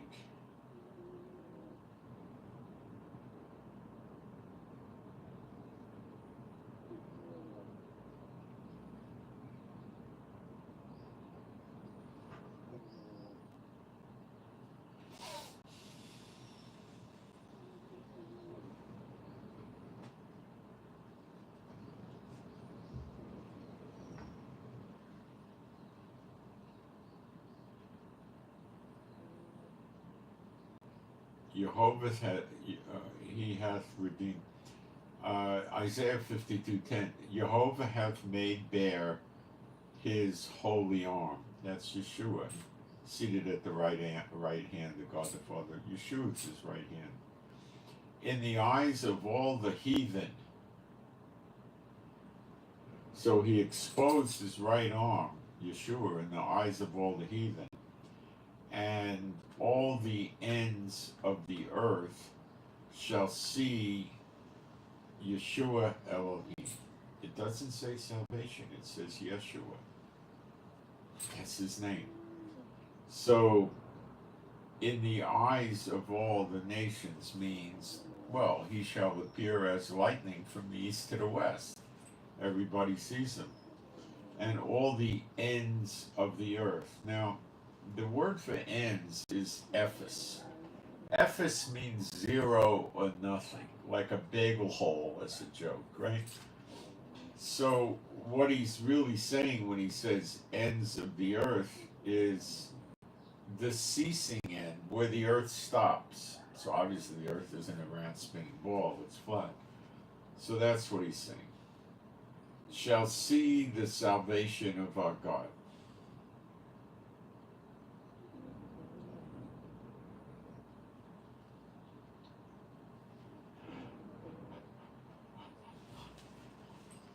Depart you, go you out from thence, touch no unclean thing, go you out of the midst of her,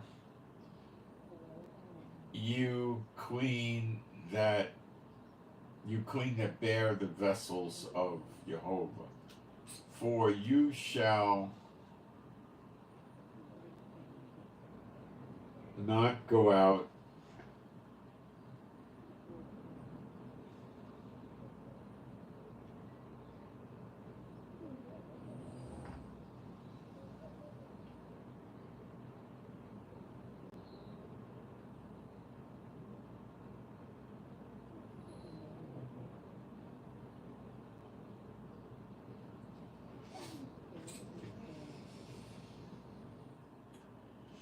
Verse 12. For you shall not go out with haste, nor go by flight, for that's because you'll be changed of this everlasting life. For Jehovah will go before you, and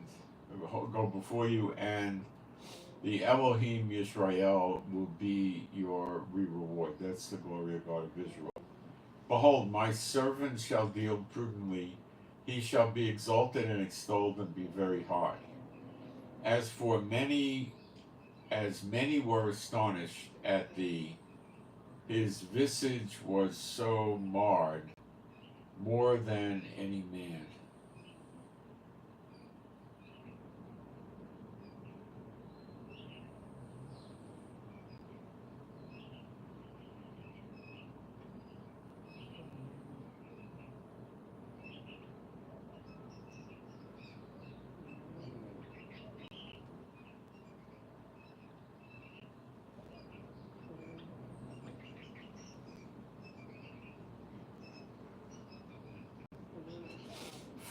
As many were astonished at thee, his visage was so marred, more than any man, and his form more than the sons of men.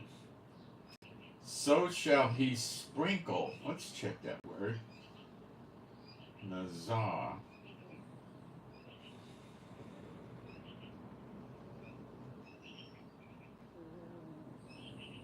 Sprinkle? It's sprinkle.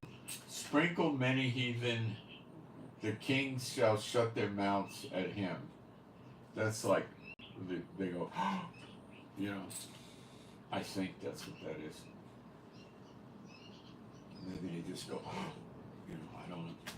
For that which had not been told them shall they see, and them shall they see, and that which they had not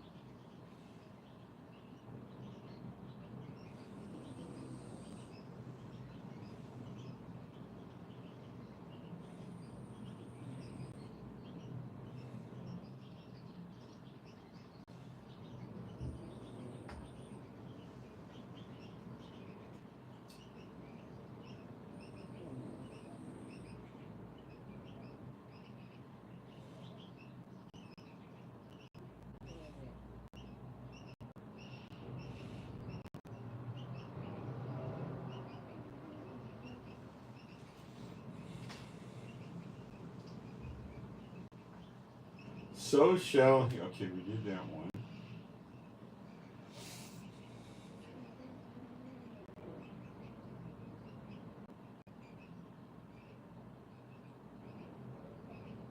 I've moved on me.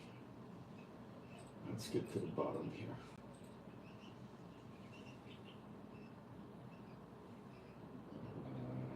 Okay, we finished it. All right, I just thought it was worth doing all over again because it talks about revealing the Son of Man, which is him appearing in the clouds. It's not him coming down to the earth with New Jerusalem and killing the beasts and false prophets. So, what would it be like in the Bible if these wars Israel lost and got annihilated, run out of the land, dead, and so forth? Could that actually work in the Bible? Not without rewriting the whole Bible, just about. I gotta block one character. Let's see if I got more stuff I gotta deal with. Hold on.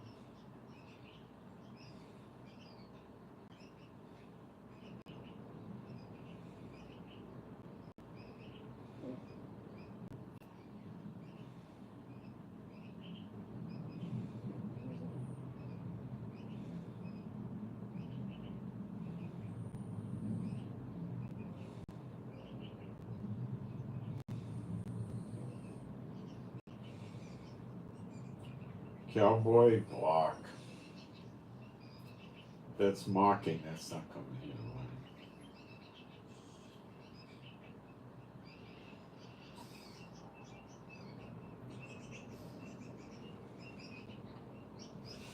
I never read a scripture where the rabbis specifically were doing that. I don't know.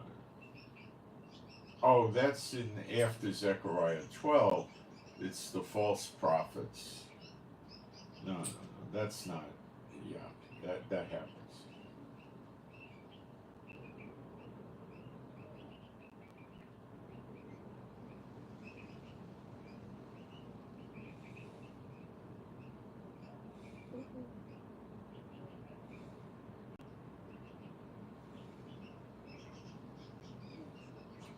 All right, why don't I go ahead and say hello or give shout outs to people? Why do I suggest you don't do it? Because number one, you don't know who the heck they are or what they're doing. And a lot of times they're Satan bots. 2 John verse 9, whosoever transgresseth and abideth not in the doctrine of Christ hath not God. He that abideth in the doctrine of Christ, he hath both the Father and the Son. If there come any unto you, and bring not this doctrine, receive him not into your house, neither bid him Godspeed. Which is a greeting. When he sent the 70 out, he told them, don't greet anybody on the way.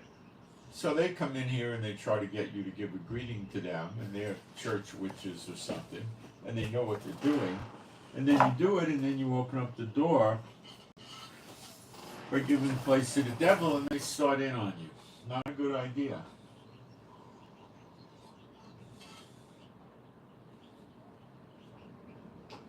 I've had them try that on me a million times, give me a shout out and all this stuff. Don't do it.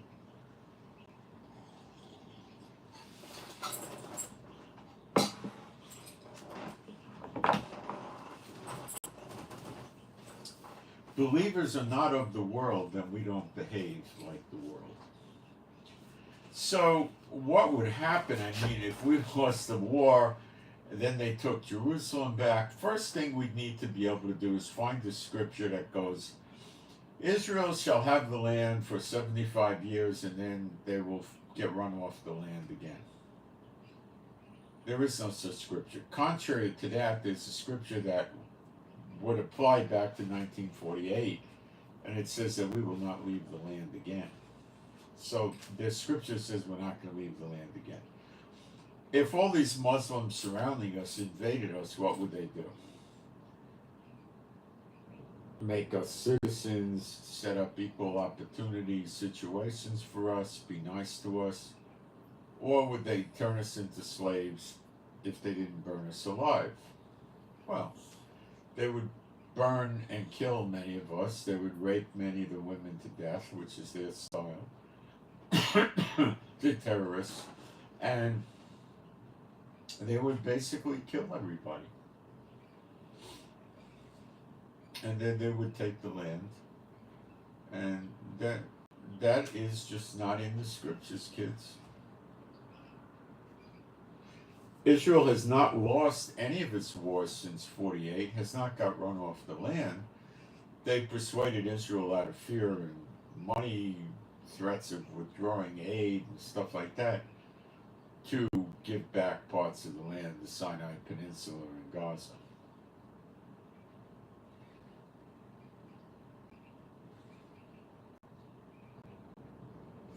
The Palestinian Authority had Mahmoud Abbas, the one who runs the slave for pay program, criticized Hamas and said they're conspirators in genocide with Israel because they're dragging the war out because they won't go into a ceasefire with Israel. They don't want anything resembling a decent, fair ceasefire.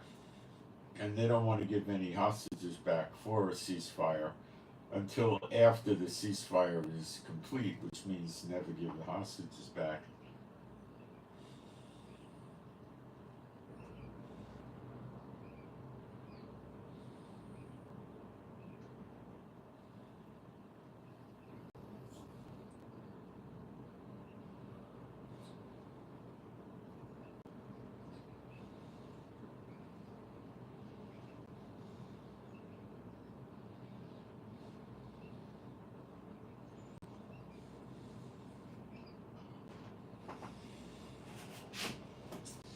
So it's like impossible. You'd have to do a whole rewrite of the Bible.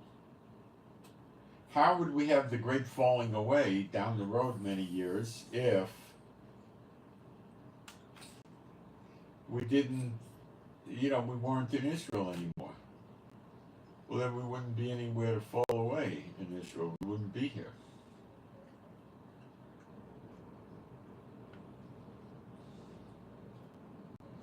Where would New Jerusalem come down to? Land on a Sharia law Islamic area of the Middle East?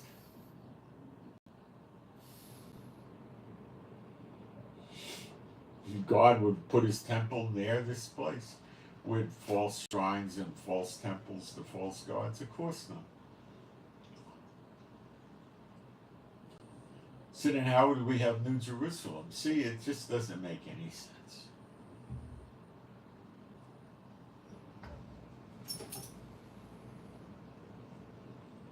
Could there be a ceasefire? Yeah. I don't think so, but it could happen. It would be short-lived if it did, that's all. A couple of days, maybe.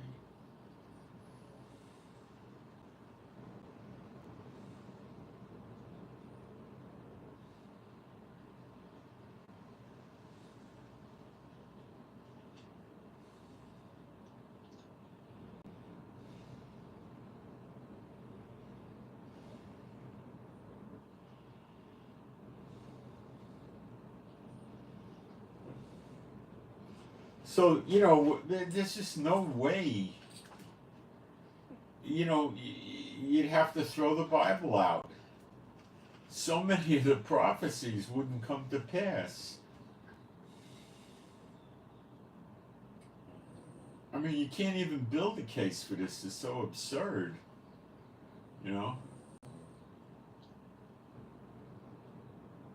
But the world doesn't fear God. So what do they fear? What are they looking for?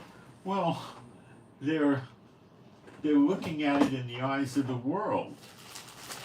And the eyes of the world are telling them that this reign of Satan is not going to stop. And Satan's going to just keep on going forever. To them, Satan's a good guy.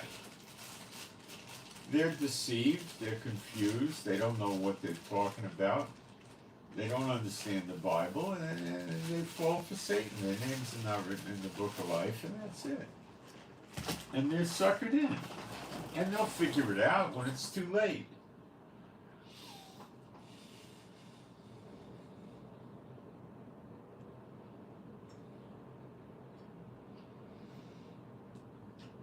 Israel thought they might have killed the guy, the number 2 guy, in Hamas.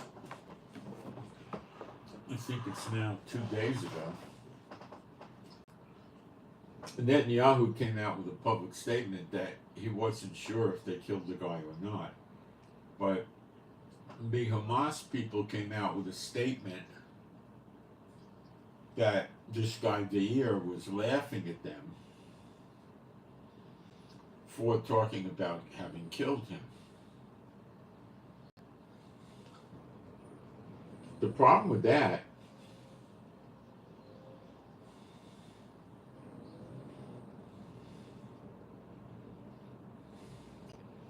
is that if this Deir guy was not dead,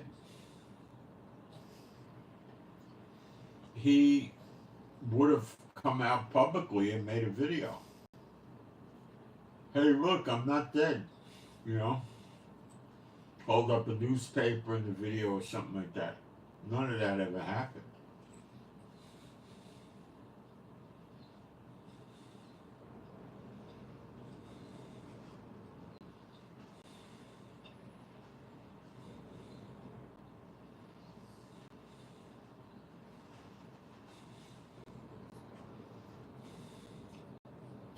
I think now in Israel they're afraid of a copycat shooter like the one that went after Trump, going after Netanyahu.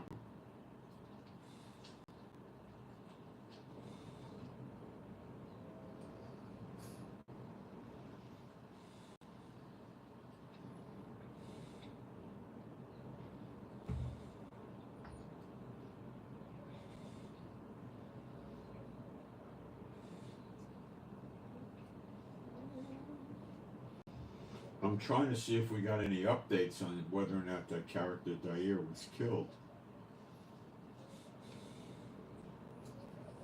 He could be wounded.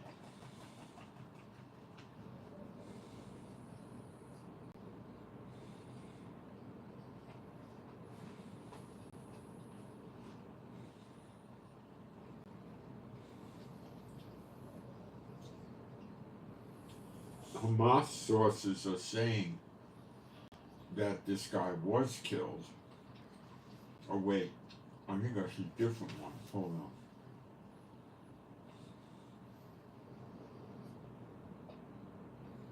on. I know it's the same one.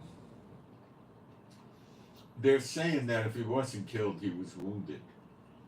But he probably is either dead or wounded, or he would have appeared publicly to make Israel look stupid.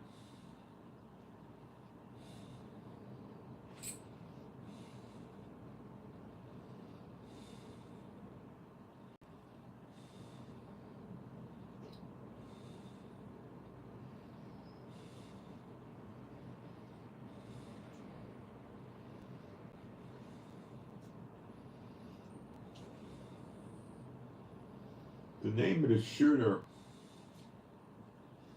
is Thomas Matthew Crooks.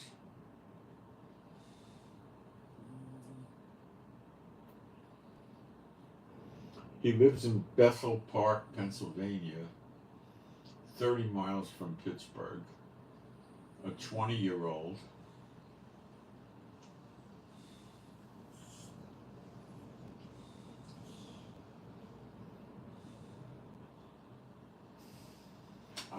He was 125 yards away from Trump.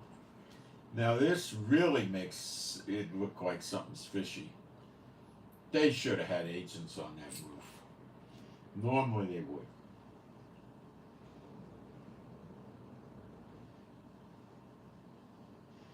And it was a clear line of sight to where Trump was speaking.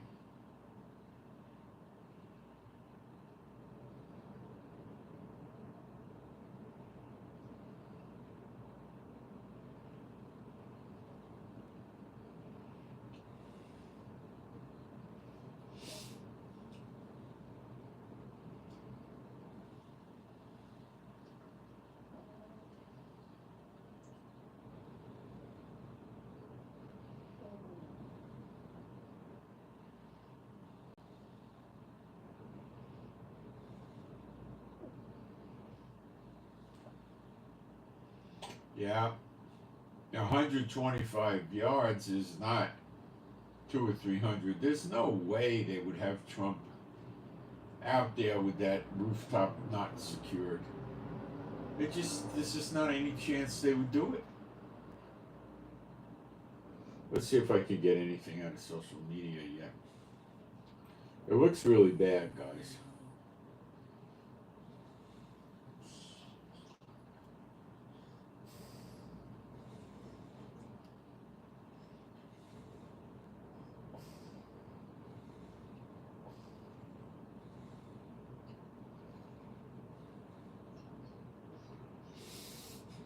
Well, a senior Hamas guy a little while ago was saying that this guy, the year is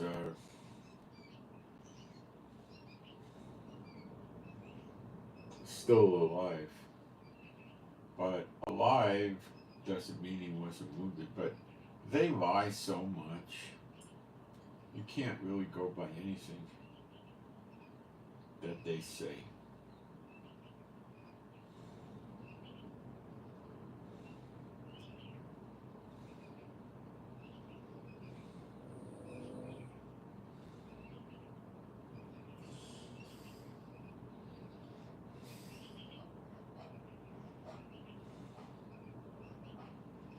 You okay, Chiefy?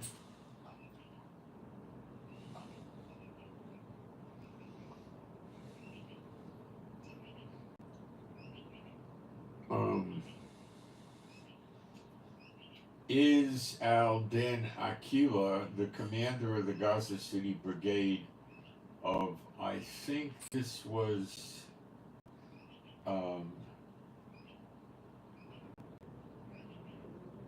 Palestinian Islamic Jihad, or maybe it's Hamas. Commander of the Gaza City Brigades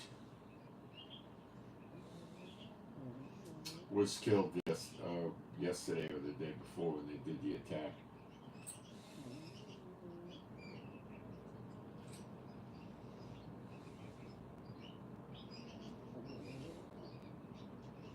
Netanyahu seems to be trying to beat the targeted assassination drum on these people.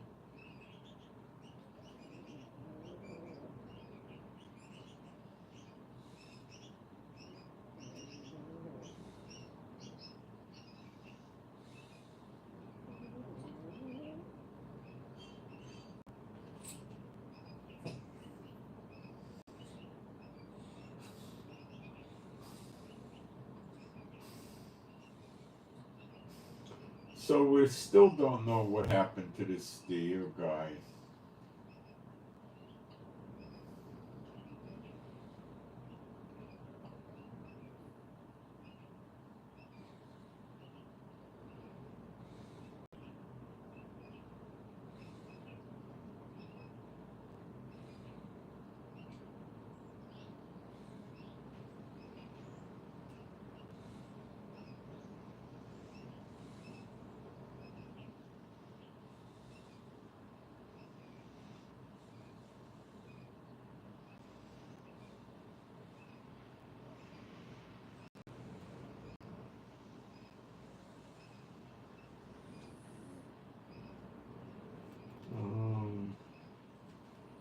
Surprised we're not getting any definitive answers yet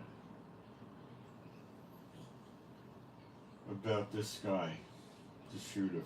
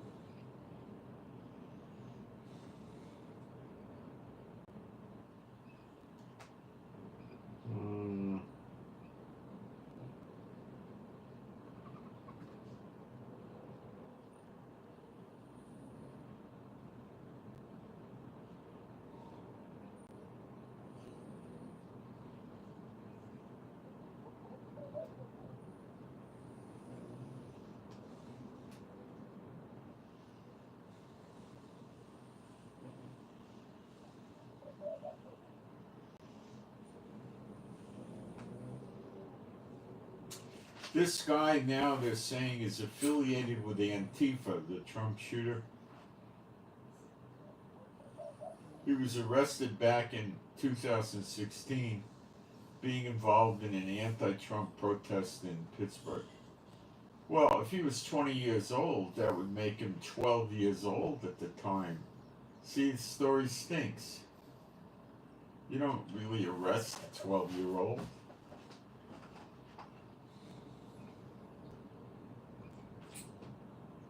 I don't know.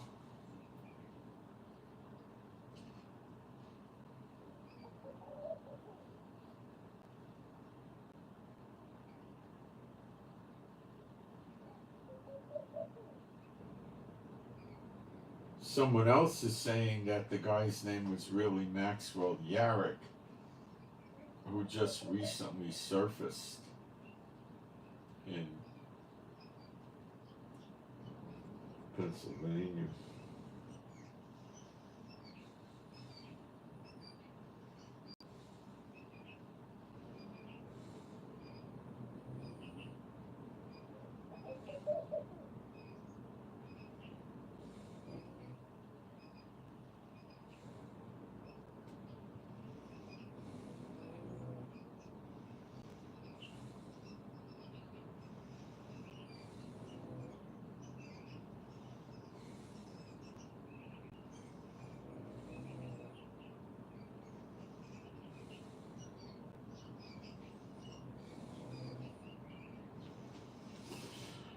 So now we got to figure out who this guy really is.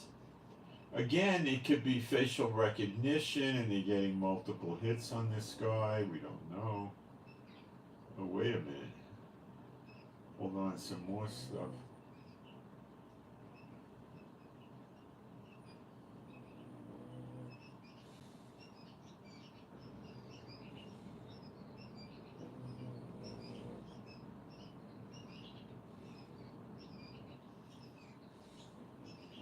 Maxwell Yarrick is a white young guy. I don't know how old he is. He looks older than 20. He got sentenced about something he did a while ago about Trump, but I think this is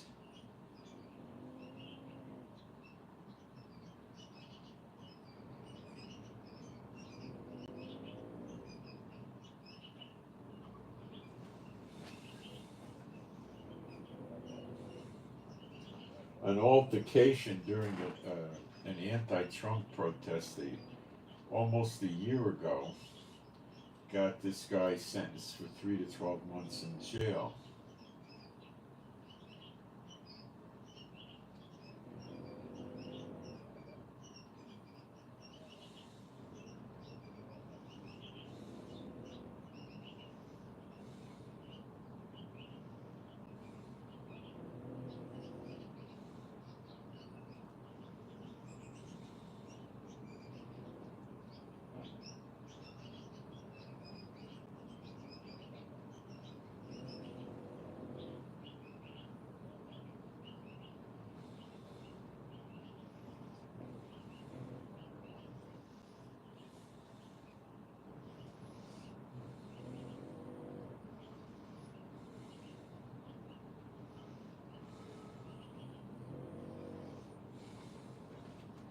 So right now we're not sure who it is, which name it is. Pretty weird, huh? Pretty weird. So we gotta see, this is the confusion is starting to set in.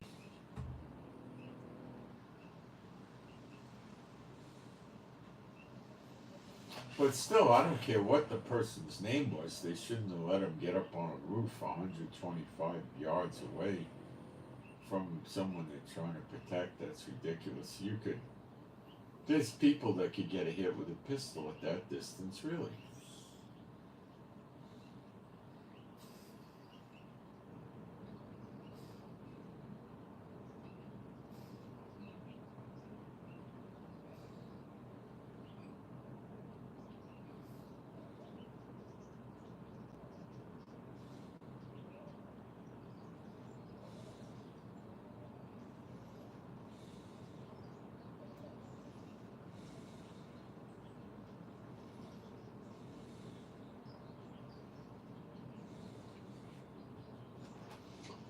Let's see.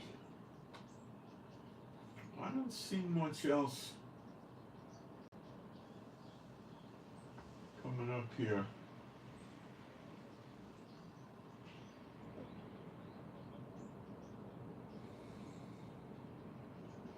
No, I'm not seeing it. Nothing else. It's still a little early, but more details are starting to come out.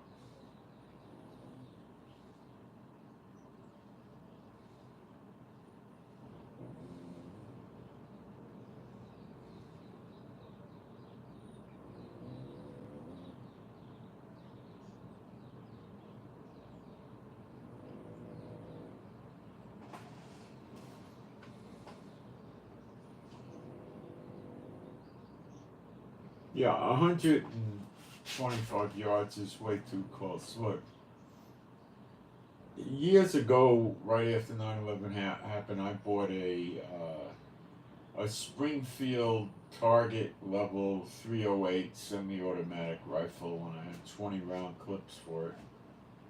And I took it and I bought a very good military scope with a collimator. The together was about $3,600. And I went and I took it to a range and I put it on a table rest, and I went at 300 meters. Once I zeroed the thing in, we got it zeroed in enough at the gun store so it would be on the paper. And then I zeroed it in so it would hit, right in the center. And I was shooting, I don't know if it was match grade, I don't believe so. It was regular hunting ammo, 308. And I was shooting it and I was just getting them in a group like this at about 300 yards. Like the size of your palm of your hand or something like that, maybe this big. Good enough for headshots or torso shots. I didn't need it any more than that. I wasn't gonna be thinking about, shooting a silver dollar out of somebody's hand. I got bored with it and I said, that's it. I put it away.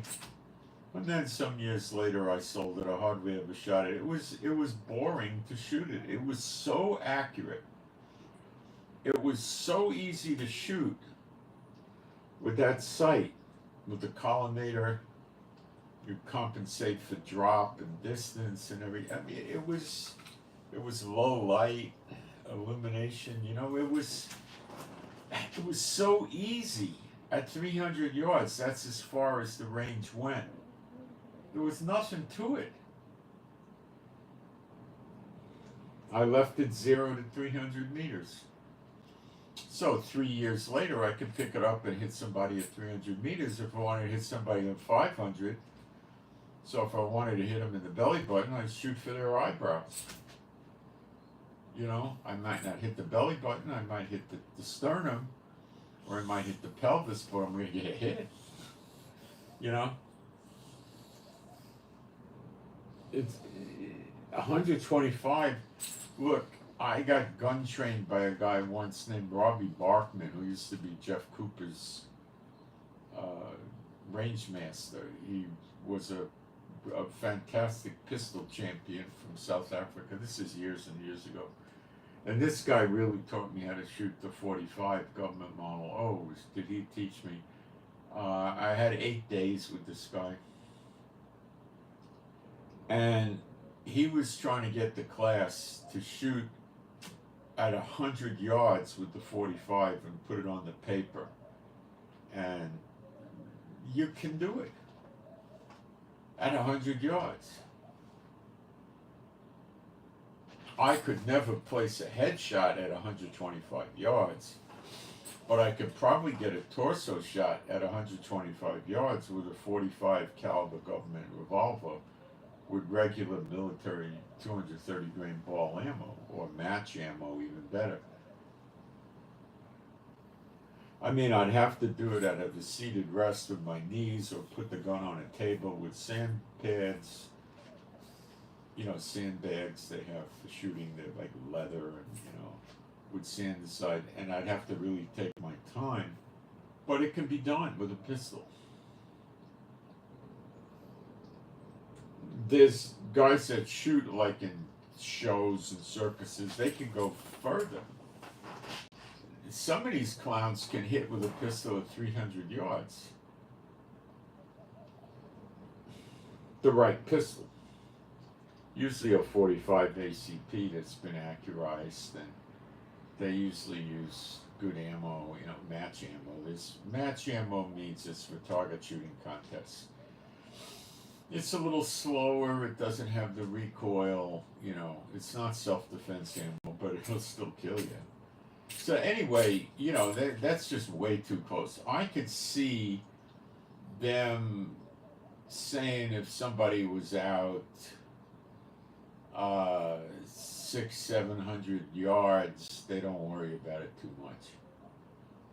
But 500 yards is very dangerous.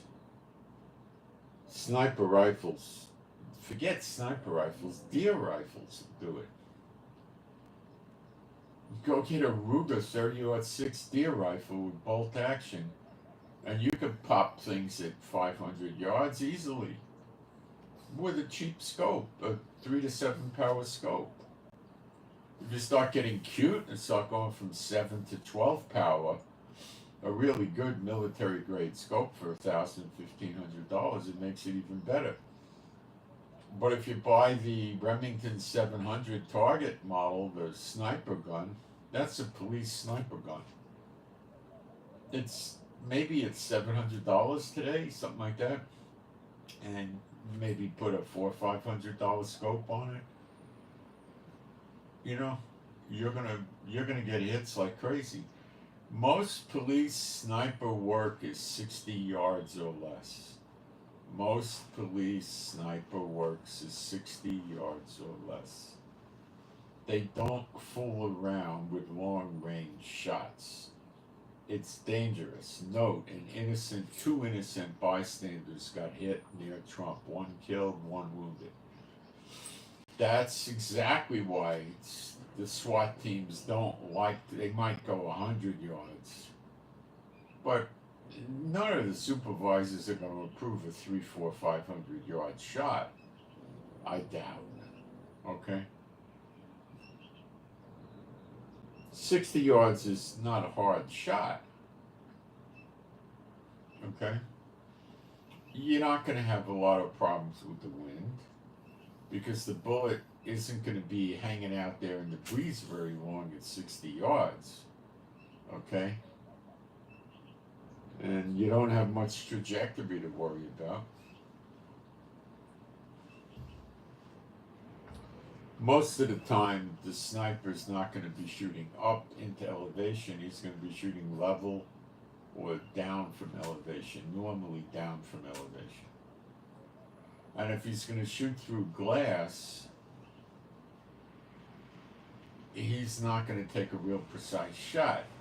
For instance, if there's a guy holding a gun to the head of a victim,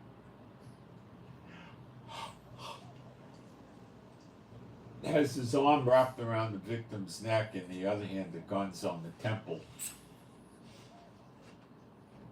they're not going to take that shot. There's too much of a chance the guy will get jerked around, squeeze the trigger, and goodbye, victim.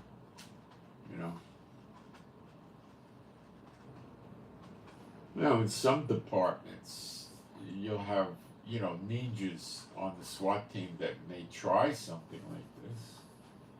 I don't know.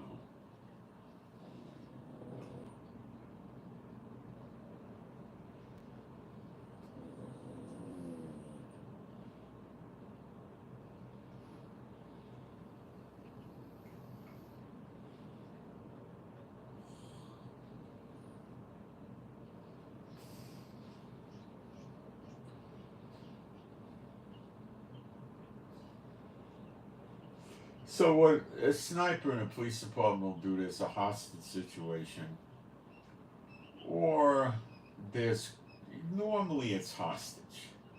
They're not going to bring snipers in that often if there's no hostages. They do bring them in. If there's crooks just barricaded in a house or a warehouse or something like that, or a commercial building that barricaded in without hostages, they'll bring snipers for that. And without hostages, these snipers they'll take shots that they normally wouldn't take with hostages. So if these guys are shooting at the police and they're barricaded and they could get a shot through a window or something like that, they'll take it. But they're probably going to be across the street. They're not going to be far away.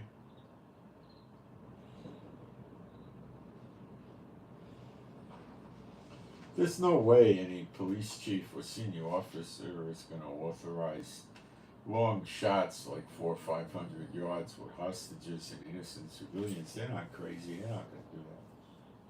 They got time on their side. They contain the crime area, the crime scene, and they wait it out, wear the guy down. They go home, go to bed, come back the next day. They got time on their side. They're not going to do it. Now with hostages, they might have to. If you're going to shoot through regular window glass in a house, your bullet's probably going to be pretty accurate. It's not going to, because they're not shooting 223s. They're going to be shooting normally 308 or 30-06, usually 308, and that's a 180 grain bullet. That's a heavy slug. And it's going to move over 3,000 feet per second. It's going to hit with a heck of a wallop. Heck of a wallop. What they could do is they could fire, the sniper could have his spotter get a gun, a rifle, and take the first shot at the perp, and that would break. So the spotter fires, and as soon as the sniper hears the round go off, he fires his, because the first shot will go through the glass before the second bullet, so they don't have to worry about deflection, making the round inaccurate. Okay. Which,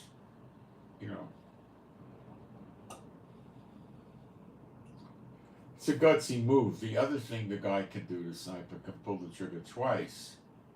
Boom, and then usually they're bolt action, so these guys can work the bolt pretty quick, but chances are when they hear the broken glass, they're going to move, so it's not so great of an idea. But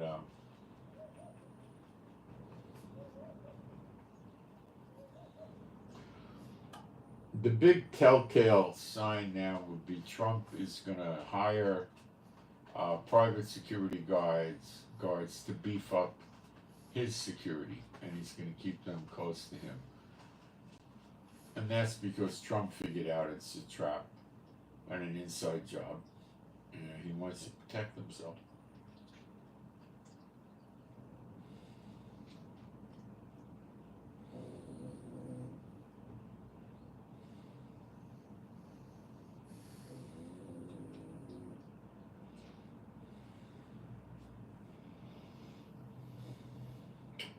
So I'm sure in the next few hours and days, more information's going to come out. I don't know why they're playing the name game. They can't decide on who the shooter was. It could be he carried no identification whatsoever, and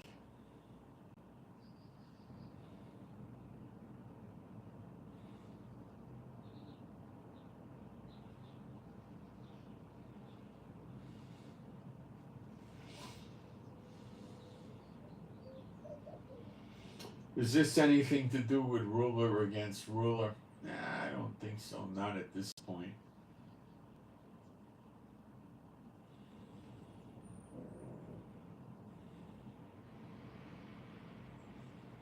Man, not yet. It could turn into that, but I don't see it.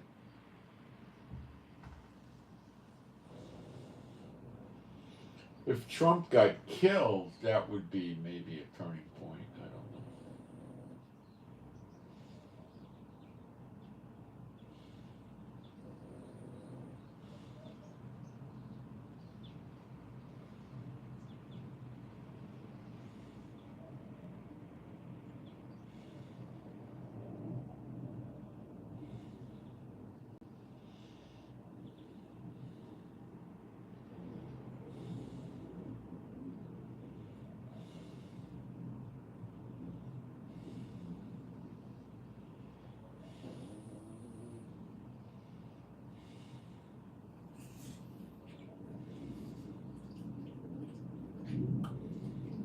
Well, guys, I think that's about it for today. I don't have much else. I don't see how we could reach a final decision on Trump yet. So please pray for me and my wife Rivka. Pray for our peace, safety, protection, and joy, and healing of our bodies. And pray for our animals and pets to be happy, healthy, and whole. And they're all rescues. And pray for better videos. Pray for the peace of Jerusalem, and we're very, very close. I keep telling you, and I keep getting confirmed by the Lord. I would say the latest is August 3rd or 4th or 5th or something. That's the latest. We'll see the show we're looking for. This is Yafa. Say hello. Hello. Hello. Hello. She's a rescue. She came with one eye. I don't know what happened. By the way, she hates cats. When she was a pup, I think a cat probably took her eye, but I have no idea. She was a runaway, and we had Chief, and they're both Pekingese, so somebody said, hey, your dog's stuck out there on the top of this little landing and scared or something like that. Thought it was Chief, and I ran into the room. No, Chief's sleeping. It ain't Chief. So we went out and got her, and she stayed ever since. And she ran away from us for a few times. It was bad. She stayed away a couple of days. She's so small, she'd go find a boy dog. Yeah, she's a tramp. She'd find a boy dog, go under the fence, and he'd be only too happy. There he is behind the fence, you know. He's got this girl dog that showed up. He said, wow, happy days are here again. And she'd eat his food, drink his water, boss him around. And then there's a network in the community of people that will,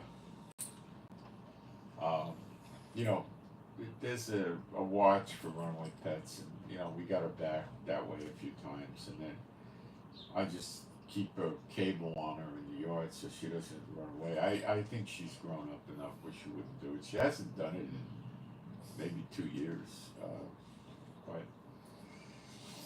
she's got that kind of tendency. And the thing that scares me is a car may not see her, where a car will see a 60, 70-pound dog a lot easier, especially at night. And another dog, a nasty dog, could just dispatch her because she's so small.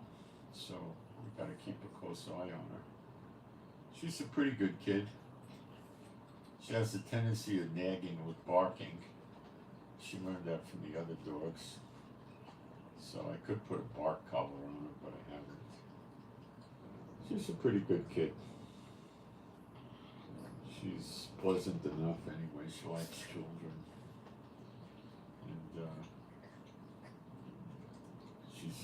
And she's what she is.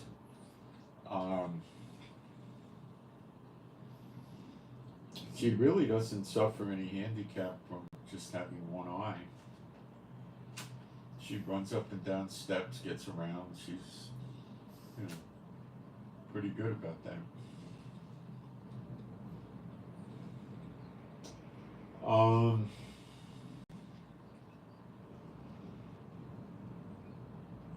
So I guess that's really it. So I guess the big highlight is the Trump thing, and I'm trying to think what the implications of this are going to be, if any.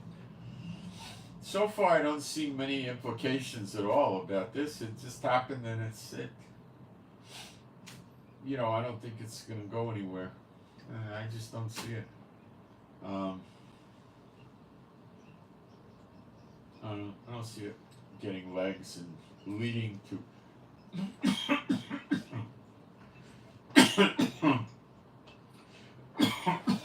Swallowed the wrong way. I don't see it leading to anything.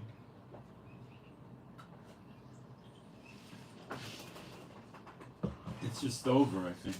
All right, guys, so I send my shalom to all those who love Yeshua HaMashiach, and I'm out.